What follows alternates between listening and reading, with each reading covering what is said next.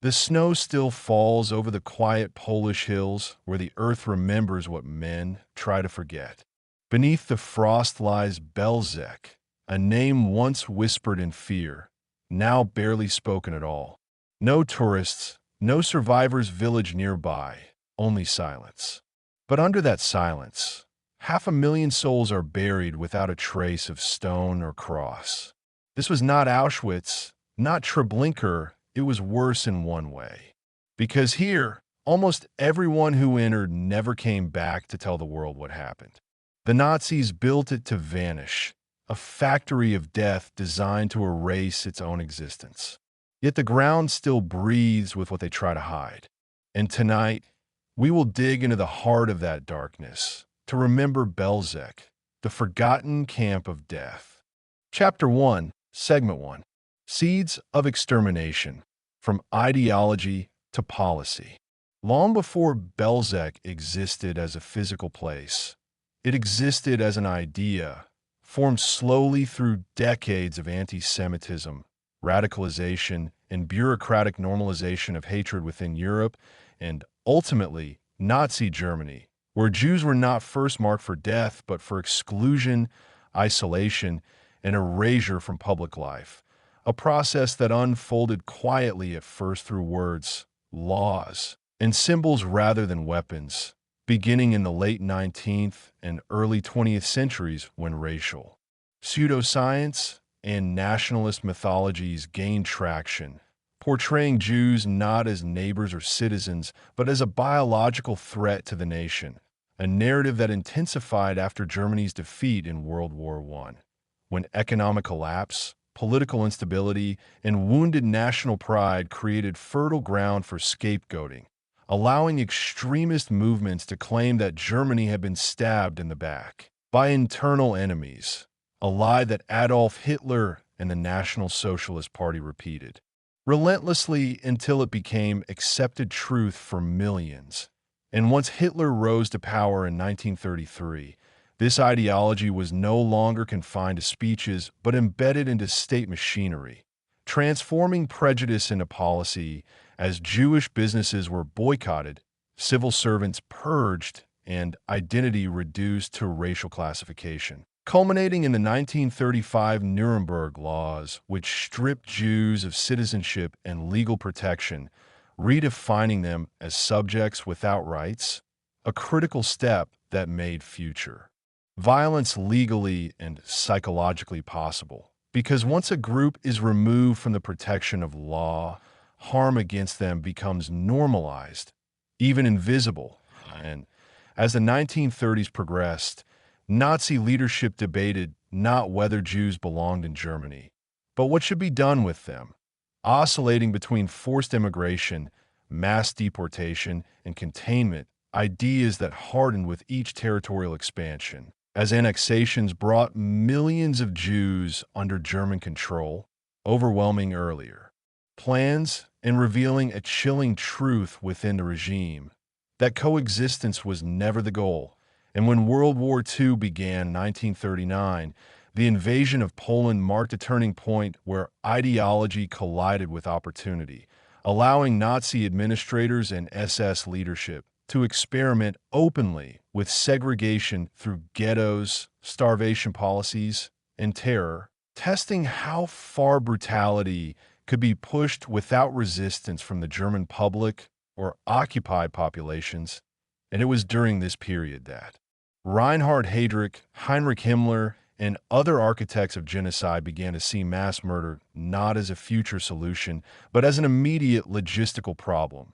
one that required coordination, secrecy, and efficiency, a mindset reinforced by the T4 Euthanasia program initiated in 1939, where tens of thousands of disabled Germans were killed under the guise of medical necessity, using gas chambers disguised as showers, a program that revealed two crucial insights to the regime. First, that industrialized killing was technically feasible, and second, that society could be conditioned to accept mass death if it was hidden behind bureaucracy, euphemisms, and authority. And although public backlash eventually forced the official end of T4, its personnel, methods, and moral lessons were quietly preserved, transferred eastward, and repurposed for a far larger project because by 1941, with the invasion of the Soviet Union, Nazi leadership no longer spoke of Jewish questions but of solutions, and the language itself became a weapon, stripping murder of its meaning by cloaking it in administrative terms, preparing the ground for Operation Reinhard, the deadliest phase of the Holocaust. Named after Heydrich after his assassination, and designed not to detain, exploit, or intimidate, but to annihilate. And within this framework, Bełżec was conceived not as a camp in the traditional sense, but as a prototype, a place where killing could be perfected, streamlined, and hidden. From view, built not in response to chaos, but as the logical outcome of years of planning, indoctrination, and gradual dehumanization, a reminder that genocide does not begin with gunshots or gas, but with ideas repeated until they feel ordinary, laws passed until cruelty feels legal, and silence maintained until destruction feels inevitable. Chapter 1, Segment 2. From Policy to Preparation, Planning a Camp That Would Not Remain. As Nazi ideology hardened into policy, the transition from persecution to extermination did not happen in a single decision or meeting, but through a series of calculated steps in which administrators, engineers, lawyers, doctors, and SS officers translated abstract hatred into concrete logistics, asking not whether millions should die, but how, where, and how quickly it could be done without disrupting the war effort or provoking unrest. And by late 1941, this transformation had reached a critical threshold as the mass shootings carried out by the Einsatzgruppen in the East revealed both the regime's willingness to commit genocide and the limitations of decentralized killing, which was slow, psychologically taxing on perpetrators, difficult to conceal, and inefficient for the scale envisioned by Nazi planners, leading Himmler and his subordinates to search for methods that were faster, more controllable, and more easily hidden behind layers of procedure. And it was within this context that the lessons of the T4 euthanasia program resurfaced, providing a grim template for industrial murder using poison gas, fixed installations, and carefully managed deception. And the men who had overseen those killings, figures such as Christian Worth and other T4 veterans, were quietly reassigned to new duties in occupied Poland, where secrecy was easier to maintain and victims were already isolated by ghettos, hunger, and terror. And here, in the sparsely populated regions of the general government, Nazi planners identified locations suitable for extermination centers that could operate away from major cities, near railway lines, and close to large Jewish populations, minimizing transport costs while maximizing throughput. And Bełżec emerged as one such site, selected not for its prominence, but for its obscurity, a small village near the Lublin district, bordered by forests and intersected by a rail spur that could quietly deliver human cargo without attracting attention. And unlike later camps that combined labor and death, Bełżec was conceived from the outset as a place with a singular purpose, where people would arrive and die within hours, leaving behind no records, no prisoners, and ideally, no witnesses, a design choice that reflected the regime's growing obsession not only with killing, but with erasing evidence. An obsession driven by both ideological certainty and an underlying fear that history might one day judge their actions and as plans. Solidified, bureaucratic language once again played a central role, as documents spoke of resettlement, special treatment, and processing, terms that allowed clerks and railway officials to participate in genocide without confronting its reality, while budgets were allocated, timetables drawn, and materials requisitioned as if for any other state project. And construction began in late 1941 under the supervision of SS officers who treated the camp as an experiment, refining layouts, testing gas delivery systems, and rehearsing procedures designed to maintain control over victims until the final moment, relying heavily on deception, including false promises of work, bathing facilities, and medical inspections, because experience had shown that panic slowed killing, while hope accelerated compliance. And thus the architecture of Bełżec was itself a weapon, with fenced corridors, concealed gas chambers, and carefully choreographed routines that transformed mass murder into an assembly line. And all of this occurred against a backdrop of escalating radicalization within the Nazi leadership, as the Wannsee Conference in January 1942 formalized what had already begun on the ground, coordinating ministries and agencies around the shared goal of eliminating Europe's Jews, confirming that Bełżec was not an aberration or excess, but an integral component of a continent-wide plan. And yet, even as preparations advanced, the camp's creators understood that Bełżec was not meant to last, that its very existence was temporary, designed to operate at peak intensity for as long as needed and then disappear, its soil turned, its buildings dismantled, its victims reduced to ash and scattered, because the final stage of genocide was not only killing, but forgetting, and in this sense, Bełżec represented the purest expression of Nazi intent, a place built not to be seen, remembered, or acknowledged, but to function as a void into which hundreds of thousands of lives would be poured and from which nothing would emerge, setting the stage for a chapter of history so thoroughly buried that for decades it would seem as if it had never happened at all. Chapter 1, Segment 3. The camp designed to disappear. Why Bełżec was built to leave no trace. What ultimately distinguished Bełżec from almost every other site of mass murder in Nazi-occupied Europe was not only the scale of killing that would soon take place there, but the deliberate intention that the camp itself would never survive long enough to be witnessed, documented, or remembered, because from its earliest conception Bełżec was not imagined as a permanent installation like a prison or labor complex, but as a temporary instrument of annihilation whose success would be measured, not by how many people passed through it, but by how completely they vanished once they did.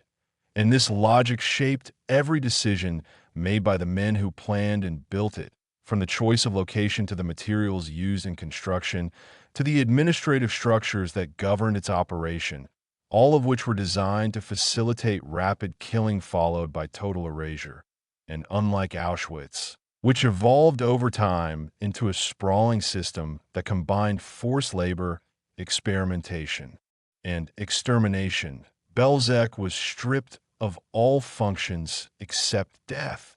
making it one of the most efficient killing centers ever created, but also one of the most fragile in historical terms, because efficiency here meant invisibility, and invisibility meant impermanence. And so the camp was placed in a remote area near the village of Bełżec, close enough to existing rail lines to allow continuous deportations, but far enough from major population centers to ensure that screams, gunshots, and the smell of burning bodies would be dismissed or ignored by those who lived nearby. And its physical footprint was intentionally modest, with simple wooden structures rather than large stone buildings, and gas chambers disguised as bathhouses rather than overt instruments of death,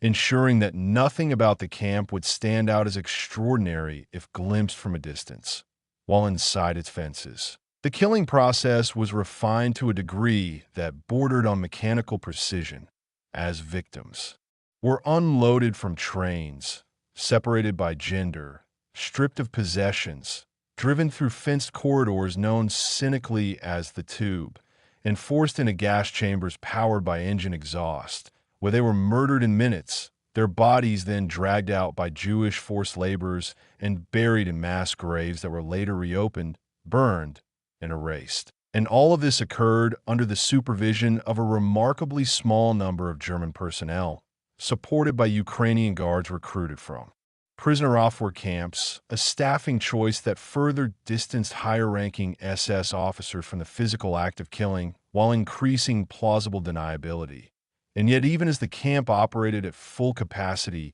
processing thousands of human beings per day, its administrators were already planning its destruction because they understood that Bełżec was not an endpoint but a prototype, a testing ground for methods that would later be expanded at Sobibor and Treblinka. And once those camps were operational, Bełżec's role would be complete, its function fulfilled, and its continued existence would represent an unnecessary risk, a place where too much death had occurred to be safely left behind. And so, after less than a year of operation, during which an estimated 430,000 to 500,000 people were murdered, the decision was made to dismantle the camp entirely. A process that unfolded with chilling thoroughness. As gas chambers were torn down, mass graves were exhumed and cremated. Under Operation 1005, ashes were scattered or buried. The terrain was leveled, trees were planted, and a farmhouse was constructed on the site to give the appearance of ordinary agricultural use, while the few surviving Jewish laborers who had been forced to assist in the camp's operation were themselves executed, eliminating witnesses who could testify to what had occurred. And unlike Auschwitz, where thousands of survivors lived to tell their stories, Bełżec left behind almost no voices, with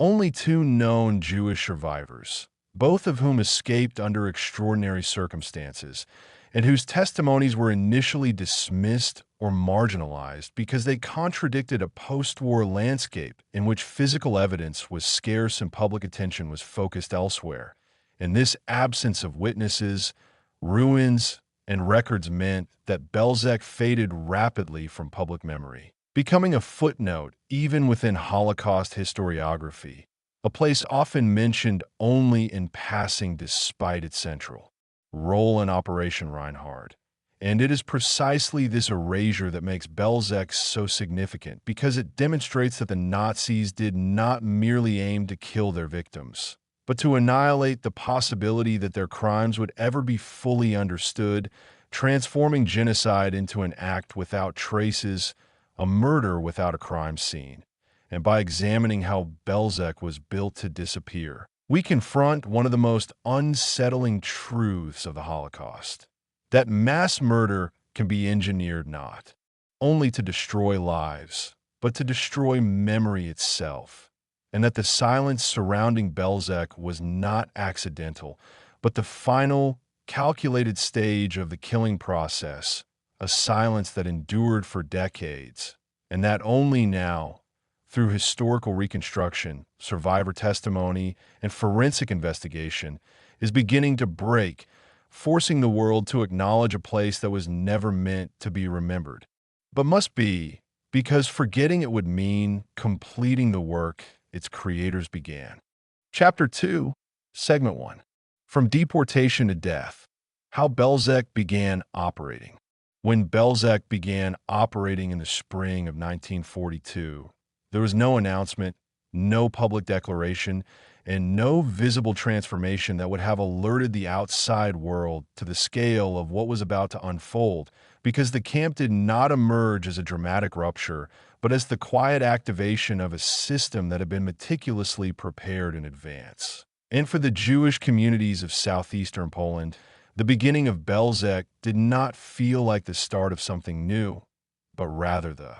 continuation of an already escalating nightmare that had begun years earlier with registration lists, forced labor, ghettos, hunger, and isolation, all of which now culminated in what the Nazis described as resettlement to the east, a phrase deliberately chosen to conceal the reality of mass murder. And it was under this euphemism that trains began to arrive at the small, unremarkable siding near the village of Bełżec, carrying thousands of men, women, children, and elderly people from ghettos such as Lublin, Lwów, Zamość, and later from Krakow and other regions, packed into cattle cars so tightly that many arrived already dead from suffocation, dehydration, or exhaustion, their bodies remaining upright among the living because there had been no space to fall. And for those who survived the journey, the moment the train doors opened marked the final boundary between life and death,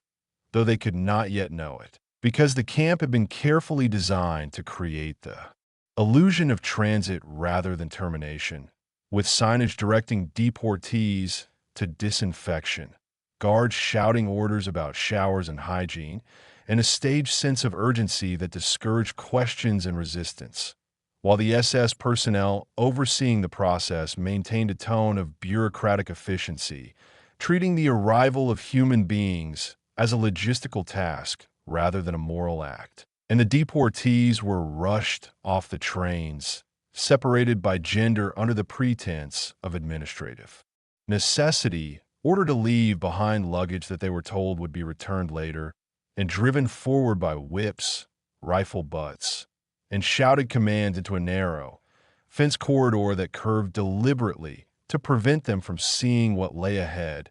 a path cynically referred to by the Germans as the tube, which funneled naked victims directly into the gas chambers without allowing them to orient themselves or grasp the reality of their situation. And inside those chambers, the killing process was brutally simple and terrifyingly efficient, as carbon monoxide gas produced by large engines was pumped into sealed rooms where hundreds of people at a time were crammed together, causing death through suffocation within minutes. Though witnesses later testified that screaming, banging, and desperate clawing at the walls could be heard for much longer, and once silence fell, Jewish forced laborers known as the Sonderkommando were ordered to enter the chambers, untangle the bodies, remove gold teeth, cut hair, and transport the corpses to mass graves dug nearby,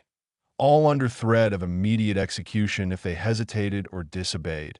And these laborers were not expected to survive for long themselves, as the Nazis rotated and killed them periodically to prevent the formation of memory, ensuring that those who handled the dead would eventually join them. And what made Bełżec particularly lethal was not only the technology employed, but the absence of any selection process. Because unlike Auschwitz, where some prisoners were temporarily spared for labor, nearly every person who arrived at Bełżec was murdered immediately upon arrival, with the sole exceptions being a small number of Jewish men selected to perform camp labor, meaning that for the overwhelming majority of deportees, the journey to Bełżec was a one-way trip measured not in days or weeks, but in hours. And this totality of killing allowed the camp to process transports with astonishing speed, sometimes exterminating entire trainloads within a single afternoon, enabling the SS to report cleared ghettos with bureaucratic precision, while higher Nazi authorities monitored progress through statistics rather than human testimony, reducing genocide to columns of numbers that tracked efficiency and output. And as the camp settled into routine operation, its personnel refined the process further, adjusting transport schedules, improving gas chamber sealing, increasing burial capacity, and coordinating more closely with railway authorities to minimize delays, all of which contributed to the camp's ability to murder hundreds of thousands of people in less than a year, while leaving almost no trace of those who passed through it. And for the Jewish communities from which the victims were taken, the disappearance of entire families, streets, and neighborhoods occurred with such speed and finality that survivors struggled to comprehend what had happened, receiving only vague rumors and fragmented reports that were often dismissed as exaggerations because the idea of a camp built solely for killing seemed impossible to reconcile with previous forms of persecution. And yet Bełżec operated precisely because it exploited this disbelief, functioning in the space between rumor and reality, where knowledge arrived too late to prevent destruction. And by the time whispers of gas chambers and mass graves reached other ghettos, Bełżec had already fulfilled its primary purpose, leaving behind not survivors who could warn others, but an expanding void in which entire communities had vanished.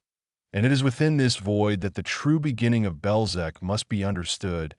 not as a single moment or event, but as a process in which deception, speed, and industrialized murder converged to transform deportation into extermination, making the camp one of the most complete expressions of the final solution ever realized, and one whose operational success depended entirely on the fact that almost no one lived long enough to describe it. Chapter 2, Segment 2. Inside the killing process, deception, terror, and industrialized murder. Once Bełżec reached full operational capacity, the camp functioned not as a chaotic site of violence, but as a grimly organized system in which every movement, every shouted command, and every architectural detail served a single purpose: to kill as many people as possible, as quickly as possible, while maintaining control through confusion and fear, and this efficiency was rooted in deception, because the Nazis understood that panic slowed the process, while hope,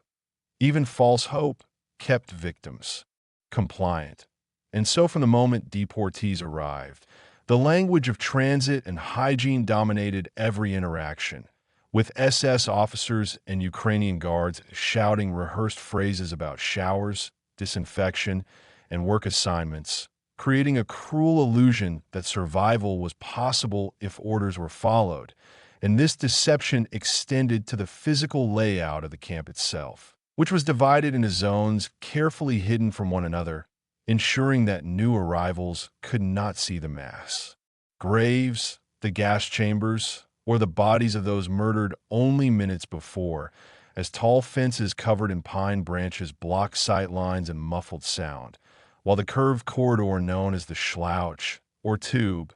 guided victims forward in a narrow, inescapable path that prevented turning back, resistance, or collective action. And as deportees were forced to undress in the receiving area, they were subjected to humiliation and terror disguised as procedure, with women having their hair cut, under the pretense of sanitation, elderly people beaten for moving too slowly, children torn from parents' arms, all while guards screamed that any hesitation would result in punishment, and this brutality was not random, but calculated, because fear broke down resistance while speed prevented understanding, and once naked, terrified, and disoriented, the victims were driven directly into the gas chambers, buildings constructed to resemble communal bathhouses, complete with fake shower heads, signage, and reinforced doors that were sealed shut once the chambers were filled, and at that point engines, often diesel motors salvaged from Soviet tanks or heavy vehicles, were started, pumping lethal carbon monoxide gas into the enclosed rooms, causing death through oxygen deprivation, a process that witnesses later described as agonizing, chaotic, and prolonged as people gasped for air, climbed over one another, and clawed at the walls in desperation, while guards waited outside until the noise ceased, a soundscape of suffering that became so routine that SS personnel reportedly ate meals or smoked cigarettes nearby, treating mass murder as background noise. And when the doors were finally opened, the chambers revealed scenes of unimaginable horror, bodies tangled together in heaps, faces contorted, eyes bulging, blood and excrement covering the floors. And it was then that the Sonderkommando were forced to begin their work, entering the chambers to remove the dead, searching mouths for gold teeth, collecting valuables hidden in clothing or body cavities, and transporting corpses to the burial pits, all under constant threat of execution, because these men were considered disposable witnesses, kept alive only as long as they were useful, and the psychological torment inflicted upon them was deliberate, as the Nazis sought not only to murder their victims, but to destroy the humanity of those coerced into facilitating the killing, forcing them to participate in the annihilation of their own people. And outside the chambers, the camp functioned with bureaucratic precision, as confiscated belongings were sorted, cleaned, and shipped back to the Reich, where clothing, jewelry, and even children's toys were redistributed to German civilians, transforming stolen lives into material benefit. While detailed reports tracked the number of deportees processed, the volume of valuables collected, and the pace of extermination, reducing genocide to administrative data that flowed upward through Nazi command structures. And this mechanization of death meant that Bełżec did not rely on ideological fervor alone, but on routine, repetition, and normalization. As guard became desensitized, killings became predictable, and murder was integrated into daily schedules. And yet, despite this systematization, the camp remained a place of extreme violence, as guards routinely beat, shot, or tortured prisoners for minor infractions, using cruelty as both punishment and entertainment, reinforcing absolute dominance and ensuring that fear permeated every second of existence within the camp. And what distinguishes Bełżec from many other sites of Nazi terror is the near-total absence of survivors, because the camp was designed to leave no witnesses, with fewer than a dozen known individuals surviving long enough to testify after the war. Meaning that much of what is known today comes from perpetrator confessions, fragmentary documents, and archaeological evidence, rather than first-hand victim accounts. And this lack of testimony was not accidental, but the intended outcome of a system built to erase not only lives, but memory itself. And as transports continued day after day, week after week, Bełżec consumed entire communities with terrifying speed, emptying ghettos, erasing family lines, and transforming human beings into smoke, ash, and unmarked earth, while the outside world remained largely unaware or unwilling to believe that such a place could exist. And in this way, Bełżec represents one of the purest expressions of industrialized genocide, a site where deception replaced chains, efficiency replaced spectacle, and silence became the final accomplice, ensuring that the killing could continue almost uninterrupted until its task was complete. Chapter 2, Segment 3. The Victims, the Erasure of Identity, and the Camp's Unmatched Silence. By the time Bełżec reached the peak of its operation in mid-1942, it had already become one of the deadliest places on Earth, not because of its size or longevity, but because of its purpose. Bełżec was not a camp of imprisonment, labor, or gradual death. It was a destination with no future, a place where nearly every person who arrived was murdered within hours, leaving no opportunity for survival narratives, no long-term prisoner population, and almost no witnesses to carry its story forward. And the victims who were transported there came primarily from the general government of occupied Poland, including Jews from Lublin, Lwow, Krakow, Tarnow, Rzeszów, and hundreds of smaller towns and villages, entire communities uprooted and annihilated in a matter of days, their deportations carried out with bureaucratic efficiency that masked the finality of their fate, as Nazi authorities described the transports as resettlements, promising work opportunities or relocation further east. While local Jewish councils were coerced into compiling lists, organizing assembly points, and facilitating the very process that would lead to their destruction. And when the trains arrive at Bełżec, there are no selections, no registration numbers, no tattooing, no barracks filled with prisoners waiting for labor assignments, because identity itself was stripped away immediately as names, professions, ages, family ties, and personal histories vanished the moment people stepped onto the platform, replaced only by the category of transport. a unit to be processed and eliminated, and this erasure extended beyond death itself, because unlike Auschwitz, where some prisoners lived long enough to leave behind testimony, drawings, or photographs, Bełżec was designed to leave almost nothing behind,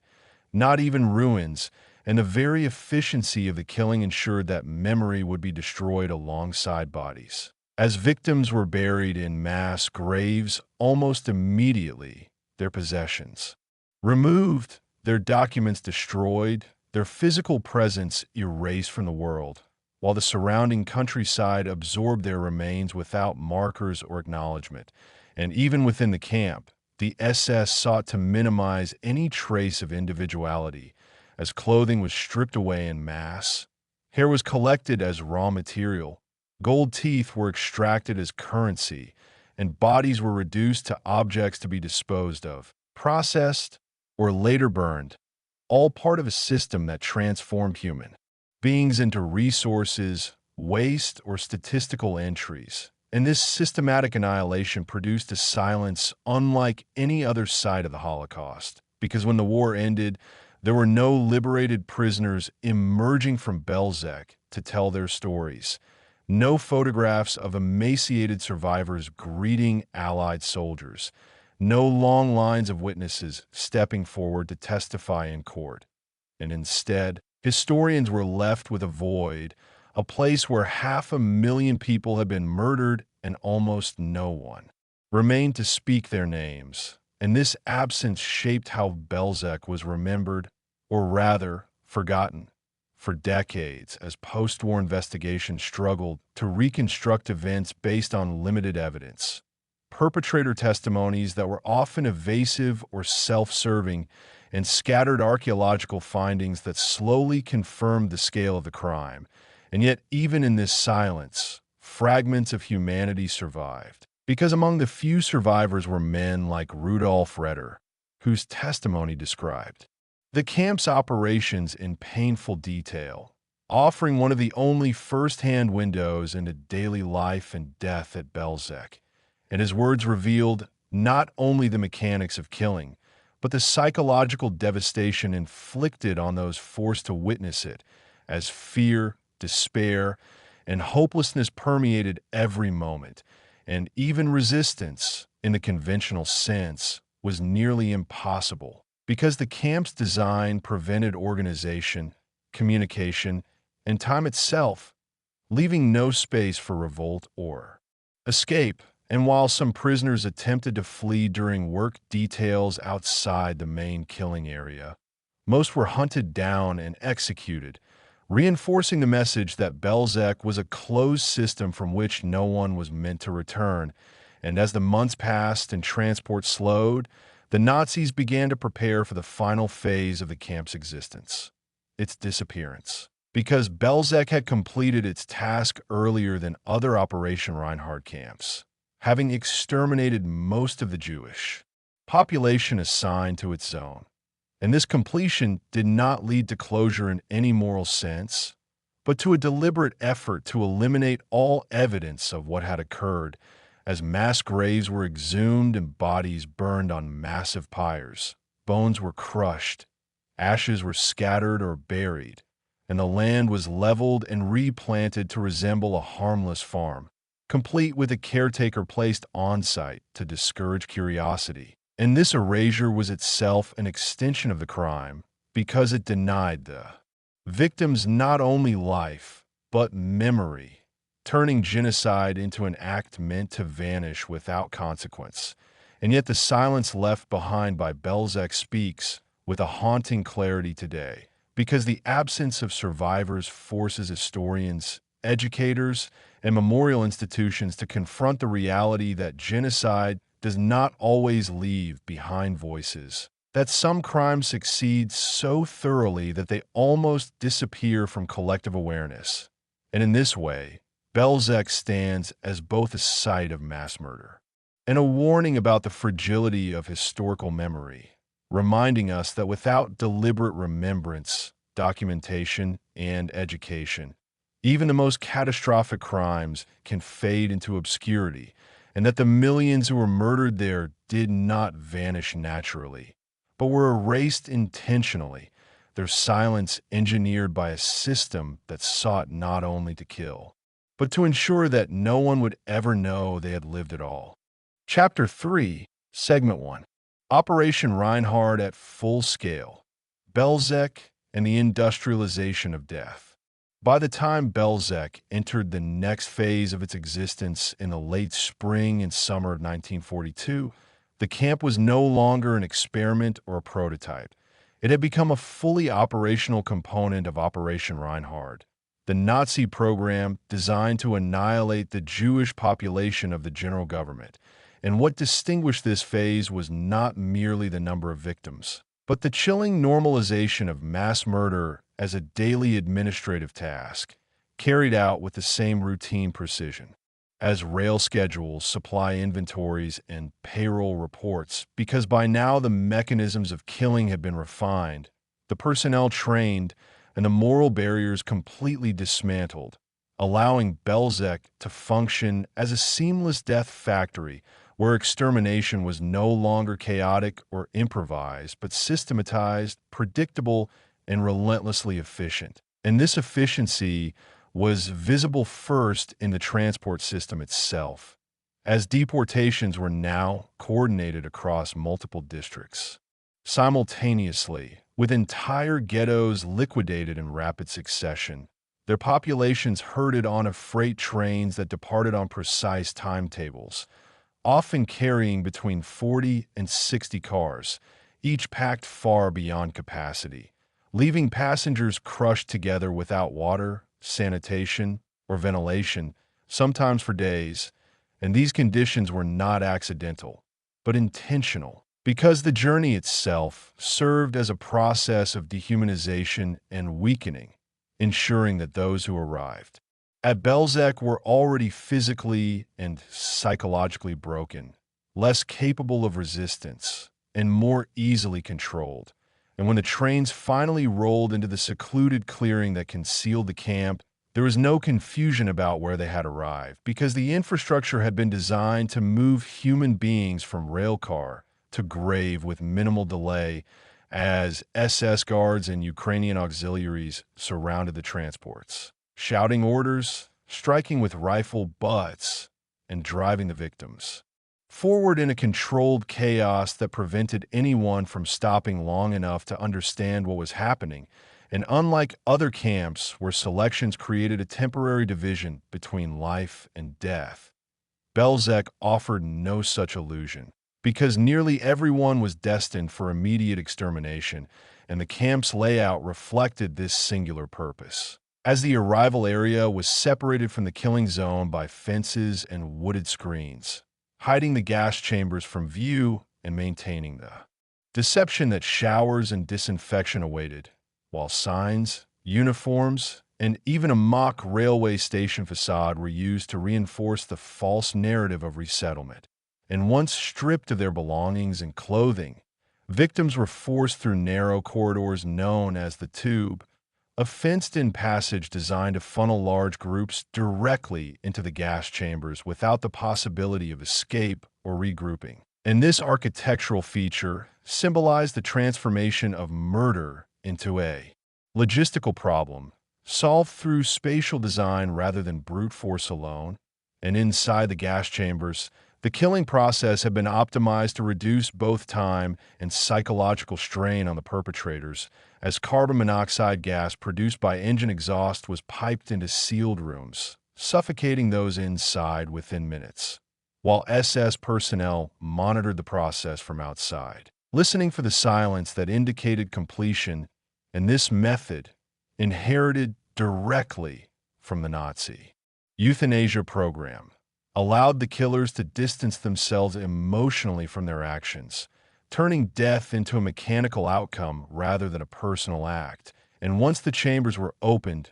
Jewish forced laborers, members of the Sonderkommando, were compelled to remove the bodies, disentangle them, search for hidden valuables, extract gold teeth, and transport the corpses to mass graves, all under constant threat of execution themselves. And these men, trapped in a cycle of coerced participation and inevitable death, bore witness to the full scale of the crime while being denied any hope of survival. And as the number of victims increased, so did the scale of disposal, with mass graves expanding across the campgrounds, their locations carefully chosen to avoid detection from the air or nearby villages. And yet, despite the secrecy, the smell of death permeated the region, as decomposing bodies released a stench that drifted beyond the fences, prompting complaints from local residents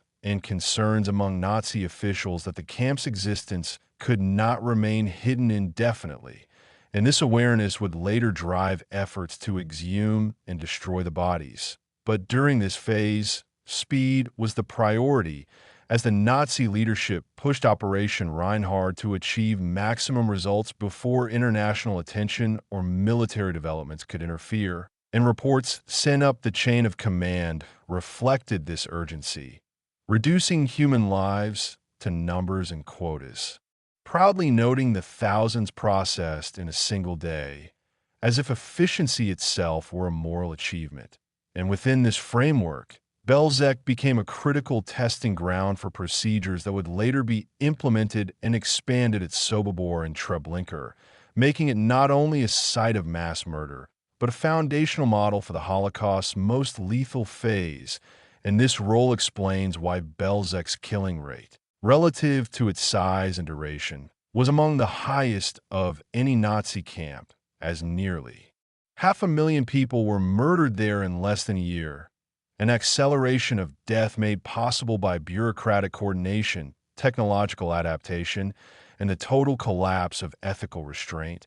And yet for the victims, this industrialized system translated into deeply personal suffering, as families were torn apart in moments, children ripped from their parents' arms, the elderly beaten for moving too slowly, and the sick discarded as obstacles rather than humans, and even acts of compassion, holding a hand, whispering a prayer, were punished brutally, reinforcing the absolute power of the system over individual dignity. And as this phase continued, Bełżec did not merely kill bodies, but sought to annihilate the very concept of Jewish existence in the region, erasing communities that had existed for centuries, leaving behind empty towns, abandoned synagogues, and silent streets. And this erasure was both the goal and the measure of success for Operation Reinhard, because the Nazis understood that genocide was not complete until memory itself was destroyed,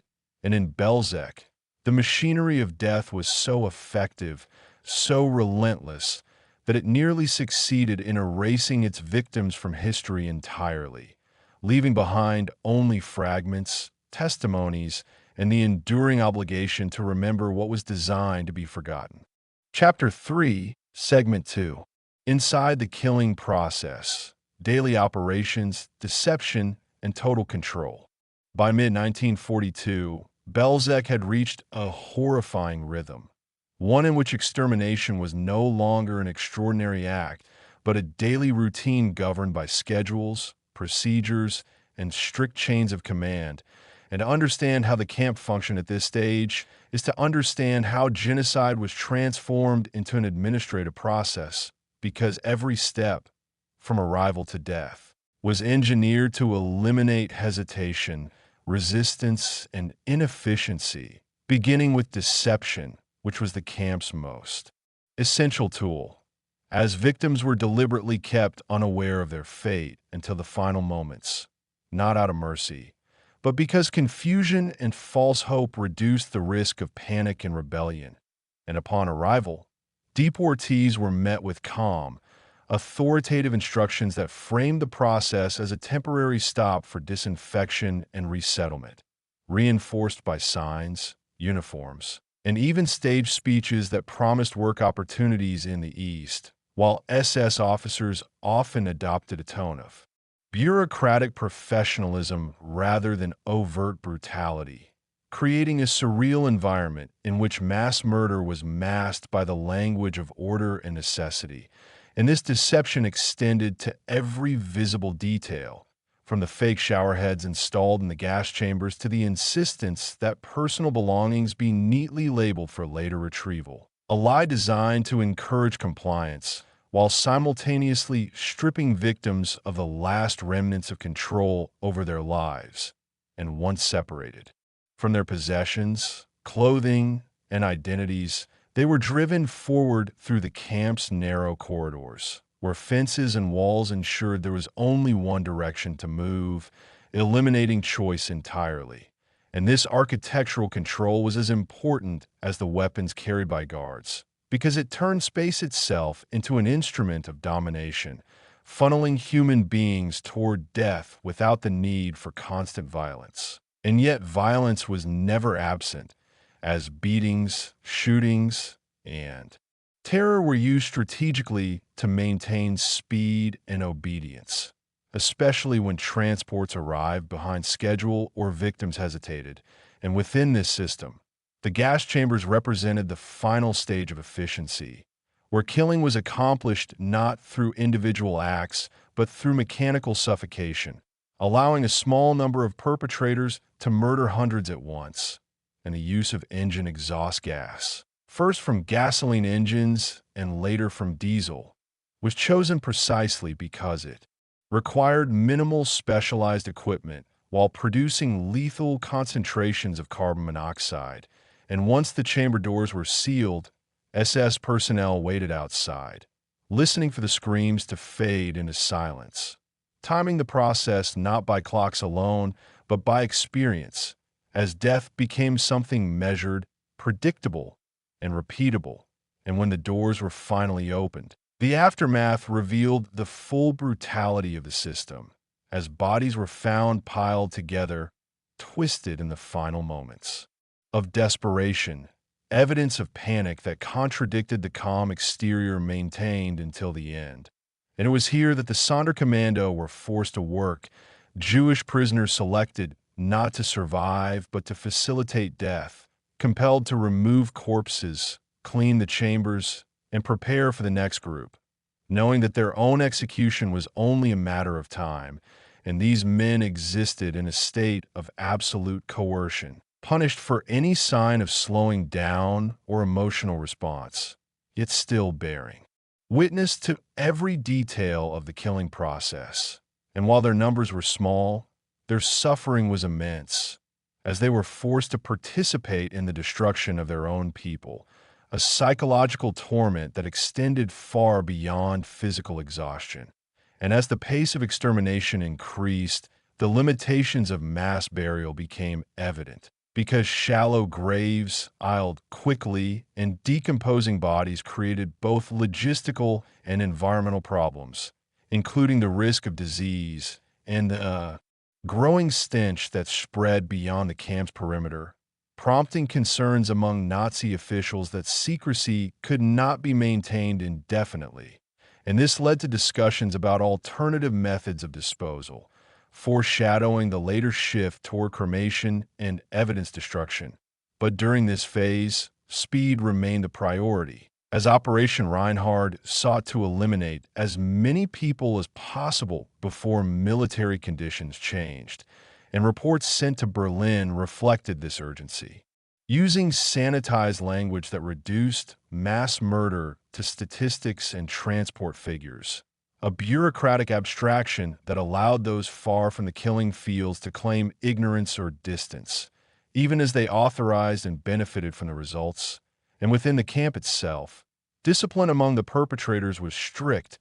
with clear hierarchies separating SS officers from auxiliary guards. And while some individuals displayed extreme cruelty, the system did not rely on sadism alone, because its true power lay in routine, repetition, and obedience, transforming murder into labor performed day after day,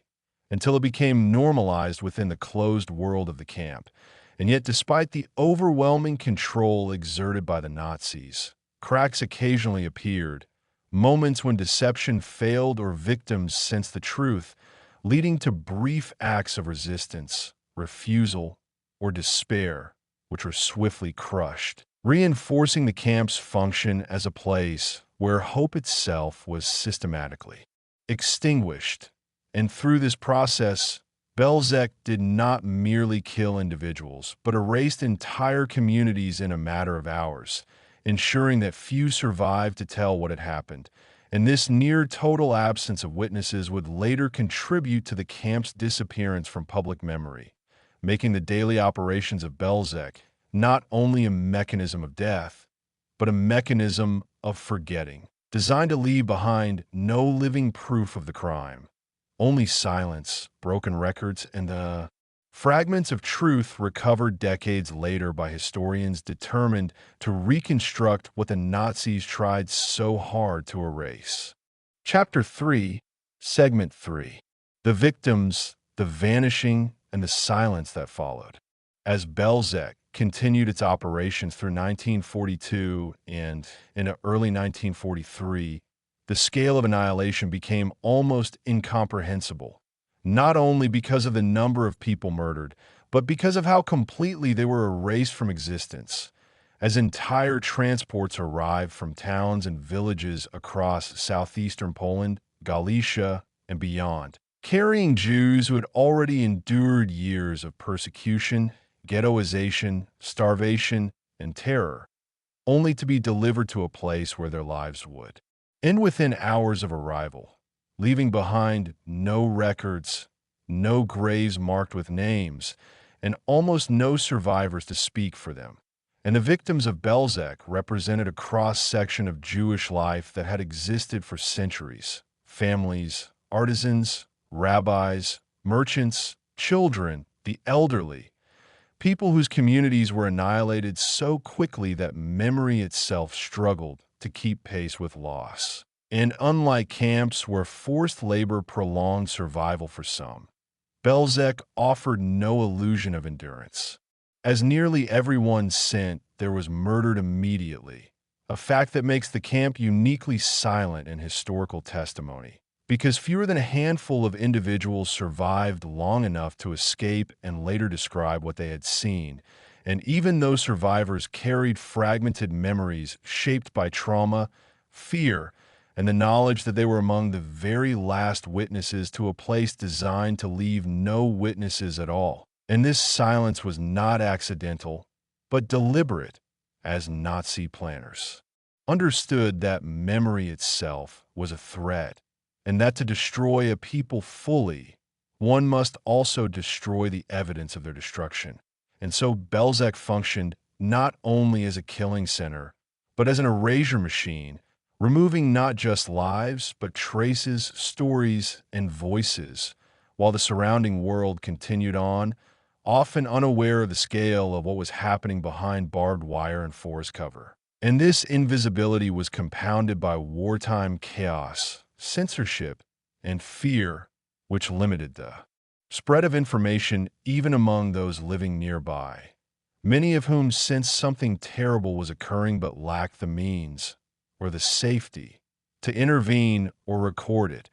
And as deportations continued, the psychological toll on perpetrators and victims alike deepened, though in radically different ways, as SS personnel and guards increasingly relied on alcohol, routine, and dehumanizing language to suppress any sense of responsibility, while victims, stripped of dignity and certainty, clung to fragments of faith, family, and identity even as they were marched toward death. And within this environment, moments of human connection, whispered prayers, final embraces, shared glances, took on profound significance because they represented resistance of a different kind, not armed or organized, but deeply personal, asserting humanity in a system built to deny it. And yet these moments rarely survive beyond memory, because the Nazi success at Bełżec lay in how thoroughly they prevented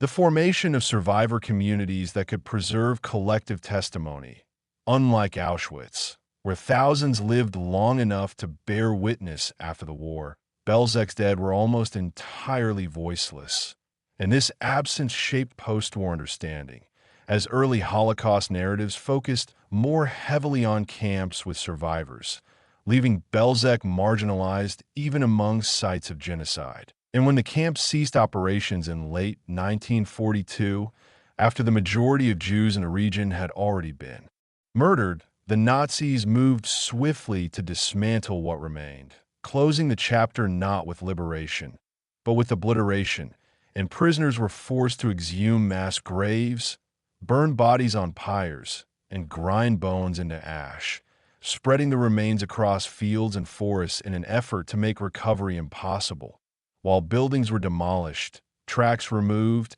and the land reshaped to resemble an ordinary farm, complete with planted trees and a caretaker assigned to maintain the illusion that nothing had ever happened there. And when the war ended, Bełżec stood as a blank space in the physical landscape, a place where 500,000 lives had ended without leaving visible scars. And this absence became one of the camp's most haunting legacies, because it mirrored the Nazis' ultimate goal, a world in which their victims had never existed at all. And for decades after the war, Bełżec remained largely unknown to the public, overshadowed by larger camps and hindered by the lack of extensive documentation, until historians, archaeologists, and survivors' descendants began the painstaking work of reconstruction, piecing together transport lists, Nazi correspondence, and survivor accounts to restore the camp to historical consciousness. And this effort was not merely academic, but moral, because remembering Bełżec means restoring individuality to those who were reduced to numbers and ashes, acknowledging that genocide does not only kill bodies, but attempts to annihilate memory itself. And by confronting the silence surrounding Bełżec, historians challenge the very logic that made the camp possible, asserting that even the most carefully concealed crimes can and must be uncovered. And as we move forward in this documentary, the stories shift from operation to erasure, from killing to concealment, revealing how Bełżec's disappearance from history was itself one of the final acts of violence committed there, an act that demanded decades of effort to undo and even. Now, the work of remembrance remains unfinished because every recovered name, every reconstructed transport, and every spoken testimony pushes back against the void the Nazis tried to create, ensuring that Bełżec is no longer just a place of silence, but a warning etched permanently into human history. Chapter 4, Segment 1, Erasing the Crime, Operation 1005 and the Attempt to Destroy Memory. By the time the killing operations at Bełżec began to slow in late 1942, the Nazi leadership already understood that mass murder on such a scale could not remain hidden forever. And with the German war effort beginning to show signs of strain, the priority shifted from extermination alone to concealment, giving rise to one of the most chilling phases of the Holocaust: the systematic effort not just to kill, but to erase the evidence that the killings had ever occurred, a process that would later be known as Operation 1005. And at Bełżec, this operation was carried out with ruthless efficiency, as the camp's original purpose had already been fulfilled: the near-total destruction of Jewish life in the surrounding regions, leaving behind only bodies, ashes, and traces that could one day testify to the crime. And for the architects of genocide, those traces were now a liability. And so orders were issued to exhume the mass graves that had accumulated beneath the soil of Bełżec, graves filled with hundreds of thousands of corpses buried hastily during the peak months of killing. And this task was assigned not to German personnel, but to Jewish prisoners kept alive only for this purpose. Men forced to confront the physical reality of annihilation in the most intimate and horrifying way imaginable, as they were made to dig up decomposing bodies, sometimes the remains of their own families, stack them onto massive iron grills built from railway tracks, and burn them in open air pyres fueled by wood, gasoline, and human fat, a process that lasted for months and transformed Bełżec into a landscape of fire, smoke, and unbearable stench, visible and smellable for miles around, and yet still shrouded in secrecy by fear and violence, because anyone who spoke, resisted, or faltered was shot immediately, their bodies added to the same pyres they were forced to feed. And this cycle of destruction was not improvised, but bureaucratically planned, drawing on techniques first, tested during the Nazi T4 euthanasia program and refined in other Operation Reinhard camps, where killing and erasure were treated as logistical problems to be solved rather than moral catastrophes. And the goal was clear: to leave behind nothing that could later be used as proof, no mass graves, no intact structures, no documents. And as the bodies burned, remaining camp buildings were dismantled piece by piece. Gas chambers torn down, foundations smashed, and railway tracks removed, while ashes and bone fragments were crushed and scattered across the surrounding fields, rivers, and forests, blending human remains into the natural environment so completely that recovery would become nearly impossible. And when the physical destruction was complete, the land itself was reshaped, leveled, and replanted, trees and shrubs placed deliberately to disguise disturbances in the soil, while a farmhouse was constructed on the site and occupied by a Ukrainian guard tasked with maintaining the illusion of normalcy, an agricultural facade masking one of the greatest crimes in human history. And this transformation was chillingly successful, because when the war ended, there was no ruined camp to liberate, no gates to open, no prisoners to free, only an unremarkable patch of land that gave no hint of the suffering buried beneath it. And this absence would haunt post-war investigations, as early Allied forces focused on camps where survivors remained, while Bełżec, having completed its mission and vanished, slipped into obscurity. And yet the erasure was never complete, because memory, unlike buildings, cannot be fully destroyed, and despite the Nazis' efforts, fragments survived. A handful of witnesses who escaped before liquidation, railway records that contradicted official narratives, German correspondence that revealed planning and intent, and testimonies from nearby villagers who had seen transports arrive and smoke rise for months on end. And these fragments would later become the foundation for historical reconstruction, proving that even the most thorough cover-up leave cracks through which truth can emerge. And the very existence of Operation 1005 stands as evidence of guilt, because one does not attempt to erase what one believes to be just. And as historians later argued, the destruction of Bełżec was itself an admission that what happened there could not withstand scrutiny, that it belonged not to warfare, but to criminality on a scale unprecedented in human history. And this phase of erasure also reveals something essential about the Holocaust as a whole: that genocide does not end with death, but continues through denial, silence, and forgetting. And by turning Bełżec into a blank space on the map, the Nazis hoped to win a final victory over their victims by denying them remembrance. And it is precisely this goal that modern scholarship, memorialization, and testimony seek to reverse, because to remember Bełżec is to restore voice to those who were silenced, to confront the machinery of destruction at its most calculated, and to recognize that the absence of ruins does not mean the absence of crime,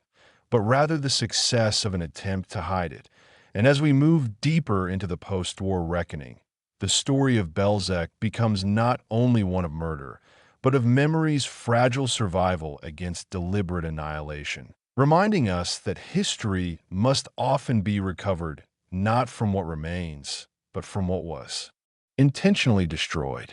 Chapter 4, Segment 2.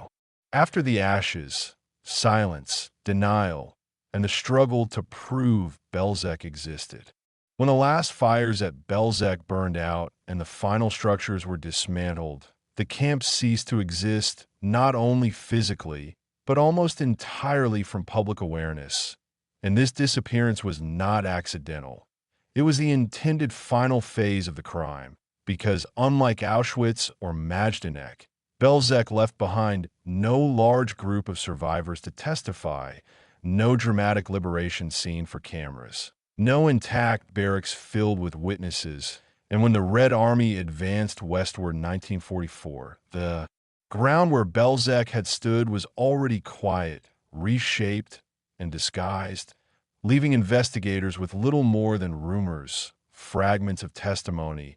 and the overwhelming absence of evidence where evidence should have been. And in the immediate aftermath of the war, this absence proved devastating to historical truth, as Allied prosecutors at Nuremberg focused primarily on crimes that could be clearly demonstrated through surviving camps, documents, and witnesses, while Bełżec, a place where nearly 500,000 people had been murdered, remained largely unexamined, its victims reduced in numbers without names, their deaths swallowed by bureaucratic silence. And this silence was reinforced by the fact that most of Bełżec's perpetrators were not prominent figures like Himmler or Göring,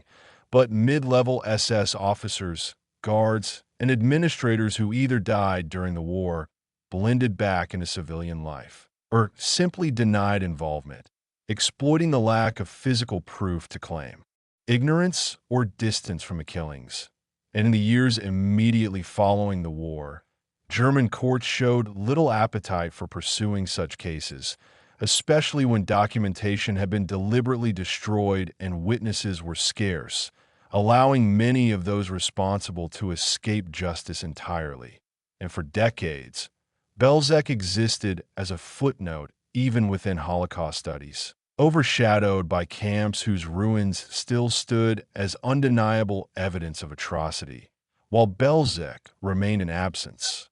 a void that historians struggled to fill.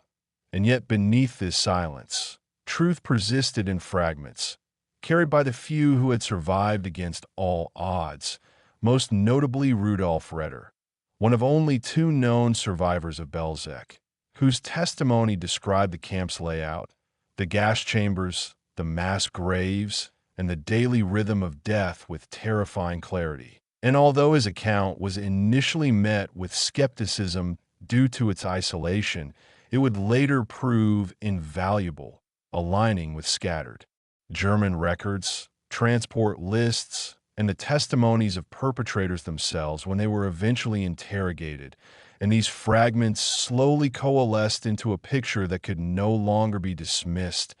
especially as historians began to examine Operation Reinhard not as a series of isolated camps, but as a coordinated system of extermination, revealing Bełżec as the prototype, the place where techniques of mass murder were refined before being expanded at Sobibor and Treblinka. In this realization reframed Bełżec's importance entirely, transforming it from an obscure site into a central pillar of the Holocaust machinery.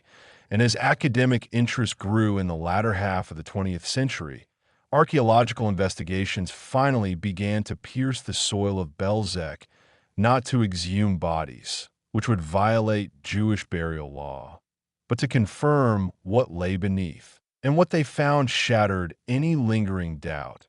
Layers of ash, human bone fragments, remnants of camp infrastructure, and evidence of deliberate landscape alteration, all confirming that the ground itself was a mass grave, silently preserving the truth the Nazis had tried to erase. And with this confirmation came a moral reckoning, as scholars, educators, and memorial institutions recognized that forgetting Bełżec was not merely an oversight, but a continuation of the Nazi goal of erasure. And so efforts intensified to restore Bełżec to historical consciousness, culminating in the establishment of a permanent memorial at the site in the early 21st century, a stark, symbolic landscape designed not to recreate the camp, but to confront visitors with absence, loss, and the scale of annihilation that words and structures can never fully capture. And today, Bełżec stands as a warning not only of genocide, but of how easily genocide can vanish from memory when perpetrators succeed in destroying evidence and silencing witnesses, reminding us that history is not only what is preserved, but what must be actively recovered, defended, and spoken aloud, because the greatest danger is not that atrocities happen.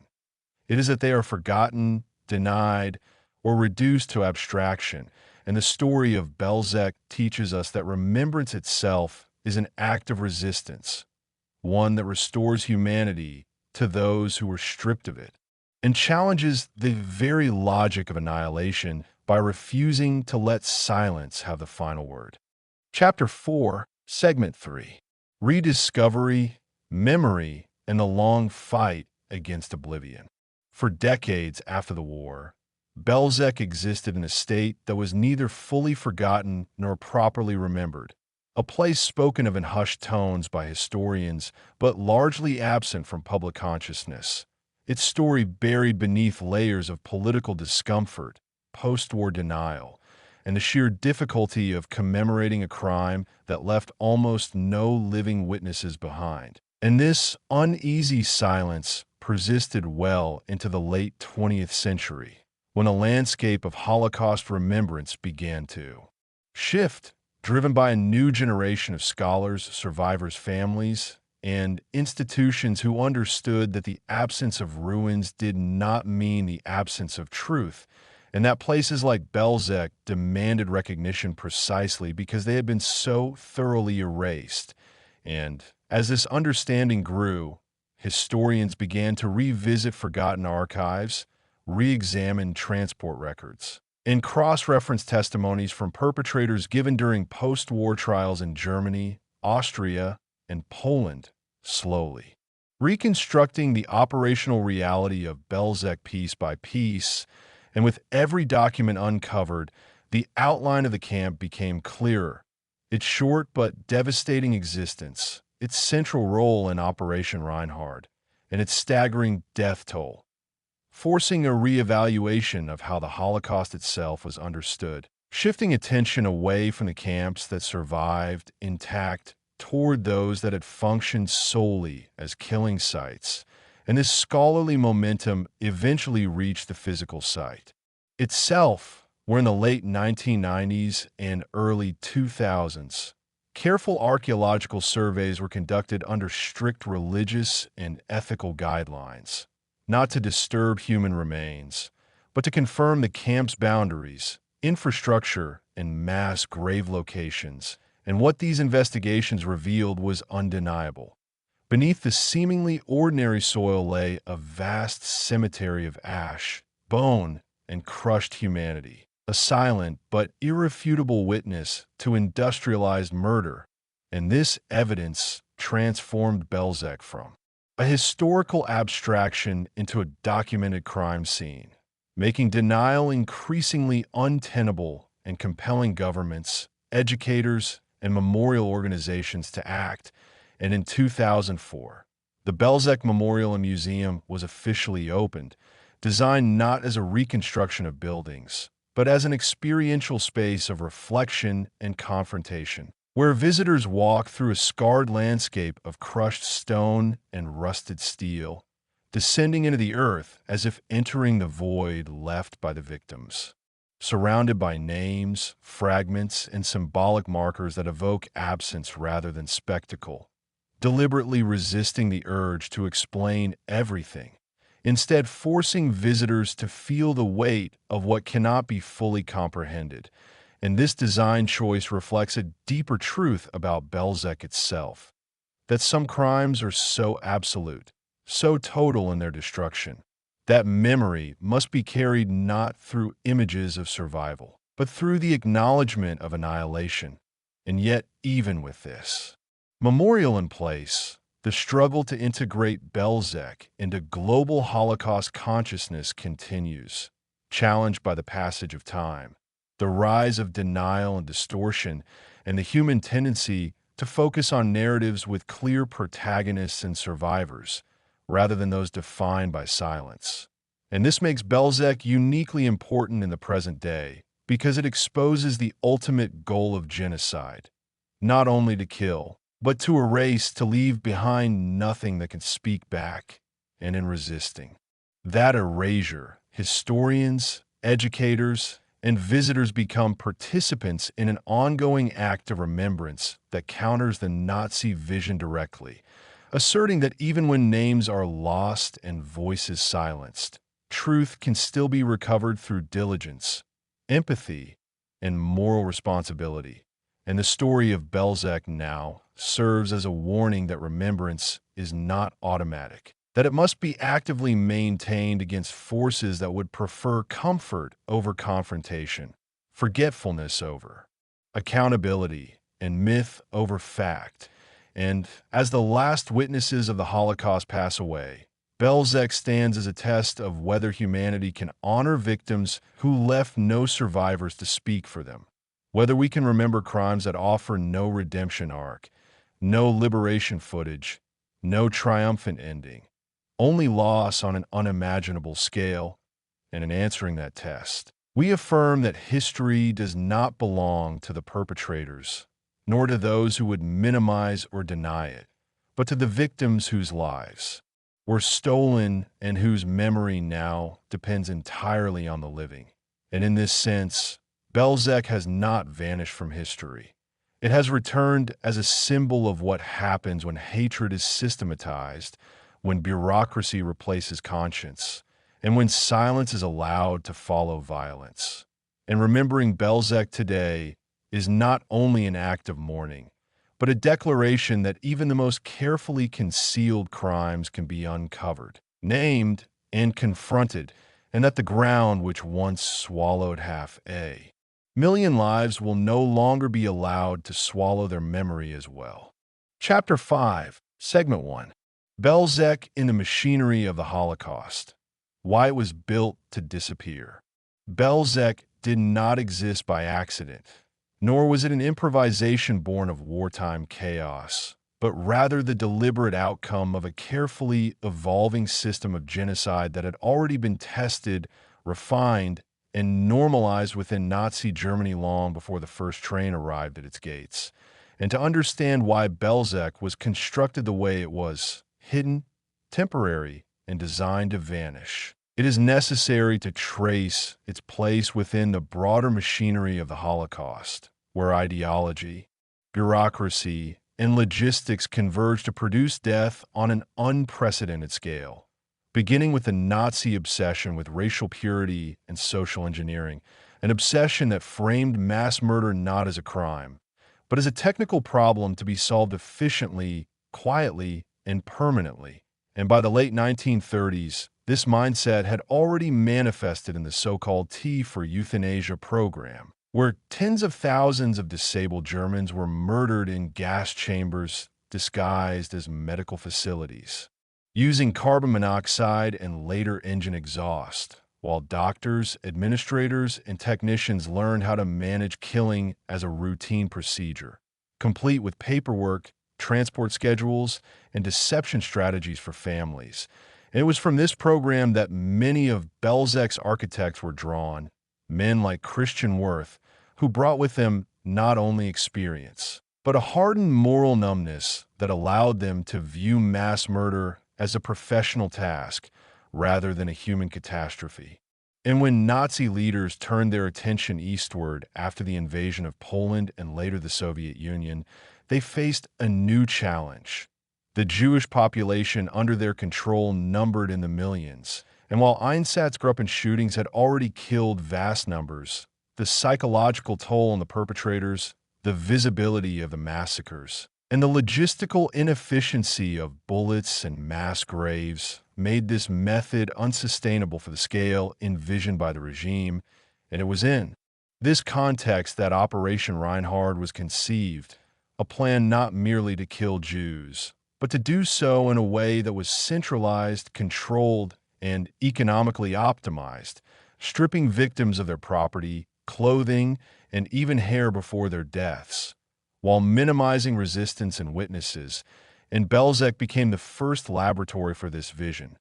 chosen precisely because it was remote enough to avoid scrutiny, yet close enough to major railway lines to facilitate rapid deportations from ghettos across the general government. And unlike later camps that combined labor and murder, Bełżec was designed as a pure extermination site, where almost every person who arrived would be dead within hours, and this singular purpose shaped every aspect of its construction.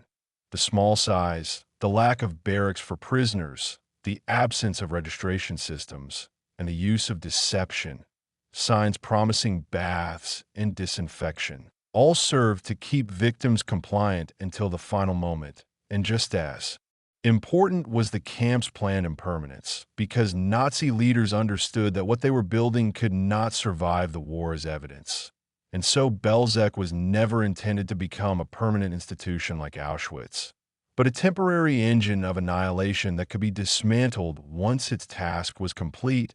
leaving behind nothing that could be easily documented or explained. And this intent explains why the camp operated for such a short period, roughly 10 months, yet managed to murder approximately 500,000 people, an efficiency that shocked even some within the Nazi system. And once Bełżec had fulfilled its role, its methods were exported to Sobibor and Treblinka, which expanded upon its design with larger gas chambers and more complex infrastructure, while Bełżec itself was shut down, erased, and replaced with a false narrative of agricultural use, demonstrating how the camp functioned not only as a killing site, but as a prototype, a proof of concept that mass murder could be routinized, concealed, and executed with chilling speed. And in this way, Bełżec occupies a uniquely grim position in Holocaust history, because it marks the transition point where genocide became fully industrialized, where the murder of an entire population was no longer framed as an emergency measure, but as an organized process embedded within the state. And understanding this role is essential, because it reveals that the Holocaust was not the result of spontaneous hatred or wartime chaos, but the outcome of deliberate planning, institutional cooperation, and moral collapse across multiple levels of society. And Bełżec's disappearance after the war was not a failure of memory alone, but the final stage of a crime designed from the outset to leave no trace, no survivors, and no ruins to testify against its creators. And yet the very fact that Bełżec can now be studied, commemorated, and understood stands as a powerful rebuttal to that intention, proving that even the most carefully engineered silence can be broken, and that the machinery of genocide, once exposed, can never again be allowed to operate unseen. Chapter 5, Segment 2. The final phase, dismantling Bełżec and the attempt to erase a crime. By the end of 1942, Bełżec had largely completed the task for which it was created, and the Nazi leadership turned its attention from killing to concealment, initiating a final phase that was as deliberate and methodical as the murders themselves. Because from the beginning, the planners of Operation Reinhard understood that the scale of what had occurred could not be allowed to remain visible, and that the survival of evidence, physical, documentary, or human, posed a threat to the future of the regime and to the men who had carried out its orders. And so the dismantling of Bełżec was not an afterthought, but the last operational stage of the camp, carried out with the same cold efficiency that had defined its existence, beginning with the cessation of deportations in December 1942, when the surrounding ghettos had been emptied and the flow of victims slowed to a trickle. And at that point, the remaining Jewish forced laborers at Bełżec, men who had been compelled to bury bodies, sort belongings, and maintain the machinery of death, were reassigned to a new and horrific task: the exhumation and destruction of the very evidence they had helped create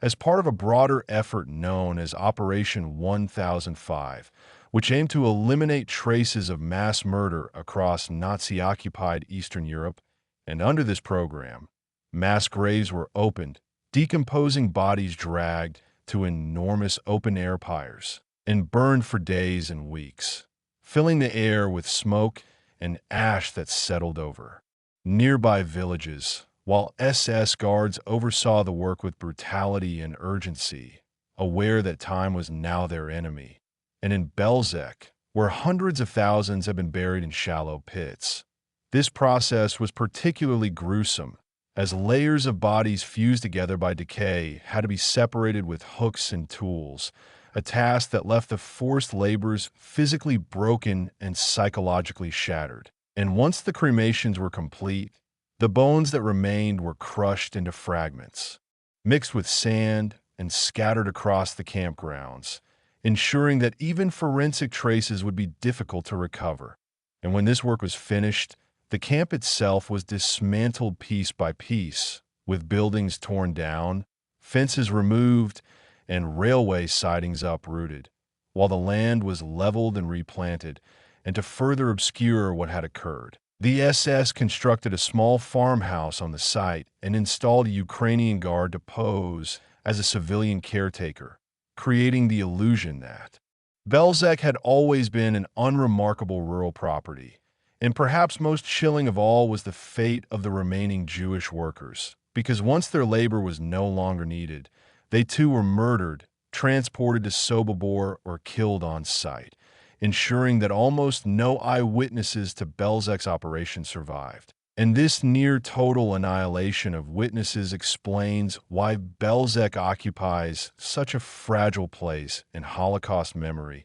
compared to other camps. Because unlike Auschwitz, which was liberated with thousands of survivors still alive, Bełżec left behind only a handful of people who could testify to its existence. And even they often struggled to be believed in the post-war years, when the absence of ruins and documentation made the camp seem abstract or exaggerated to those unfamiliar with the mechanisms of genocide. And after the war, as Europe attempted to rebuild amid the devastation, Bełżec slipped into obscurity, its site neglected, its story overshadowed by larger and more visible symbols of the Holocaust, while many of its perpetrators reintegrated into post-war society, living quietly for years before facing any form of justice, if they faced it at all. And when trials related to Operation Reinhard were eventually held in Germany during the 1960s,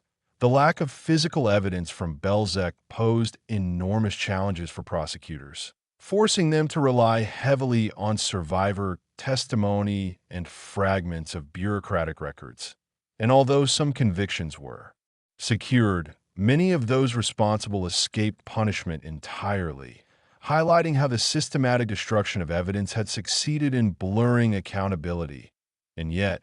despite these efforts to erase Bełżec from history, memory persisted in scattered forms, in survivor accounts, in railway records, in the ashes embedded in the soil, and over time, historians and researchers pieced together the story through painstaking work, reconstructing the camp's layout, chronology, and function from fragments that the Nazis had failed to completely destroy. And in the early 21st century, archaeological investigations confirmed what survivors had long described, uncovering mass grave boundaries and remnants of the camp beneath the surface, finally providing physical confirmation of Bełżec's role as a death camp. And today, the memorial that stands at the site does not attempt to recreate buildings or dramatize suffering, but instead preserves the ground itself as a grave, acknowledging that the absence of structures is not evidence of innocence, but proof of deliberate erasure. And the story of Bełżec's dismantling thus serves as a stark reminder that genocide does not end with killing alone, but continues through denial, concealment, and forgetting, and that confronting these later stages is just as essential as documenting the violence itself. Because only by understanding how Bełżec was meant to vanish can we fully grasp the intent behind it and recognize that remembrance is not merely an act of honoring the dead, but a form of resistance against the final victory the perpetrators sought, a victory of silence. Chapter 5, Segment 3. After the silence, memory, rediscovery, and the long struggle for recognition. In the decades following the war, Bełżec existed in a kind of historical limbo, a place known to survivors and scholars, but largely absent from public consciousness. And this absence was not accidental, but the result of deliberate destruction combined with post-war priorities that favored rebuilding over remembrance, because when the fighting ended and Europe lay in ruins, attention naturally focused on visible camps like Auschwitz and Majdanek, places where barracks still stood and where thousands of survivors could testify immediately, while Bełżec, stripped to bare earth and guarded by a facade of normalcy, offered little to the eye and almost nothing to the untrained visitor. And for years, the site was left unattended, its soil disturbed by scavengers and locals who searched for valuables rumored to be buried with the dead. A grim testament to how quickly human suffering can be forgotten when it leaves no monuments behind. And during this period, the few survivors of Bełżec, men like Rudolf Redder, carried their memories largely alone, recounting experiences that seemed too monstrous to be real. And when Redder published his testimony shortly after the war, it received little attention, not because it lacked truth, but because the world was not yet ready to confront the full scope of what Operation Reinhard had accomplished. And as years passed, denial and minimization found fertile ground in this silence, with some claiming that Bełżec had been merely a transit camp or that the numbers were exaggerated, arguments made easier by the Nazi success in erasing physical traces. And it was only through persistent historical research that Bełżec began to re-emerge from obscurity, as scholars cross-referenced German transport records, construction invoices, and SS correspondence to reconstruct the camp's timeline and capacity, while survivor testimonies from other Reinhard camps helped fill in procedural details, revealing a consistent pattern of deception, arrival, and immediate killing. And by the late 20th century, a growing recognition emerged that Bełżec's very invisibility was part of its historical significance, because it represented the most efficient form of extermination,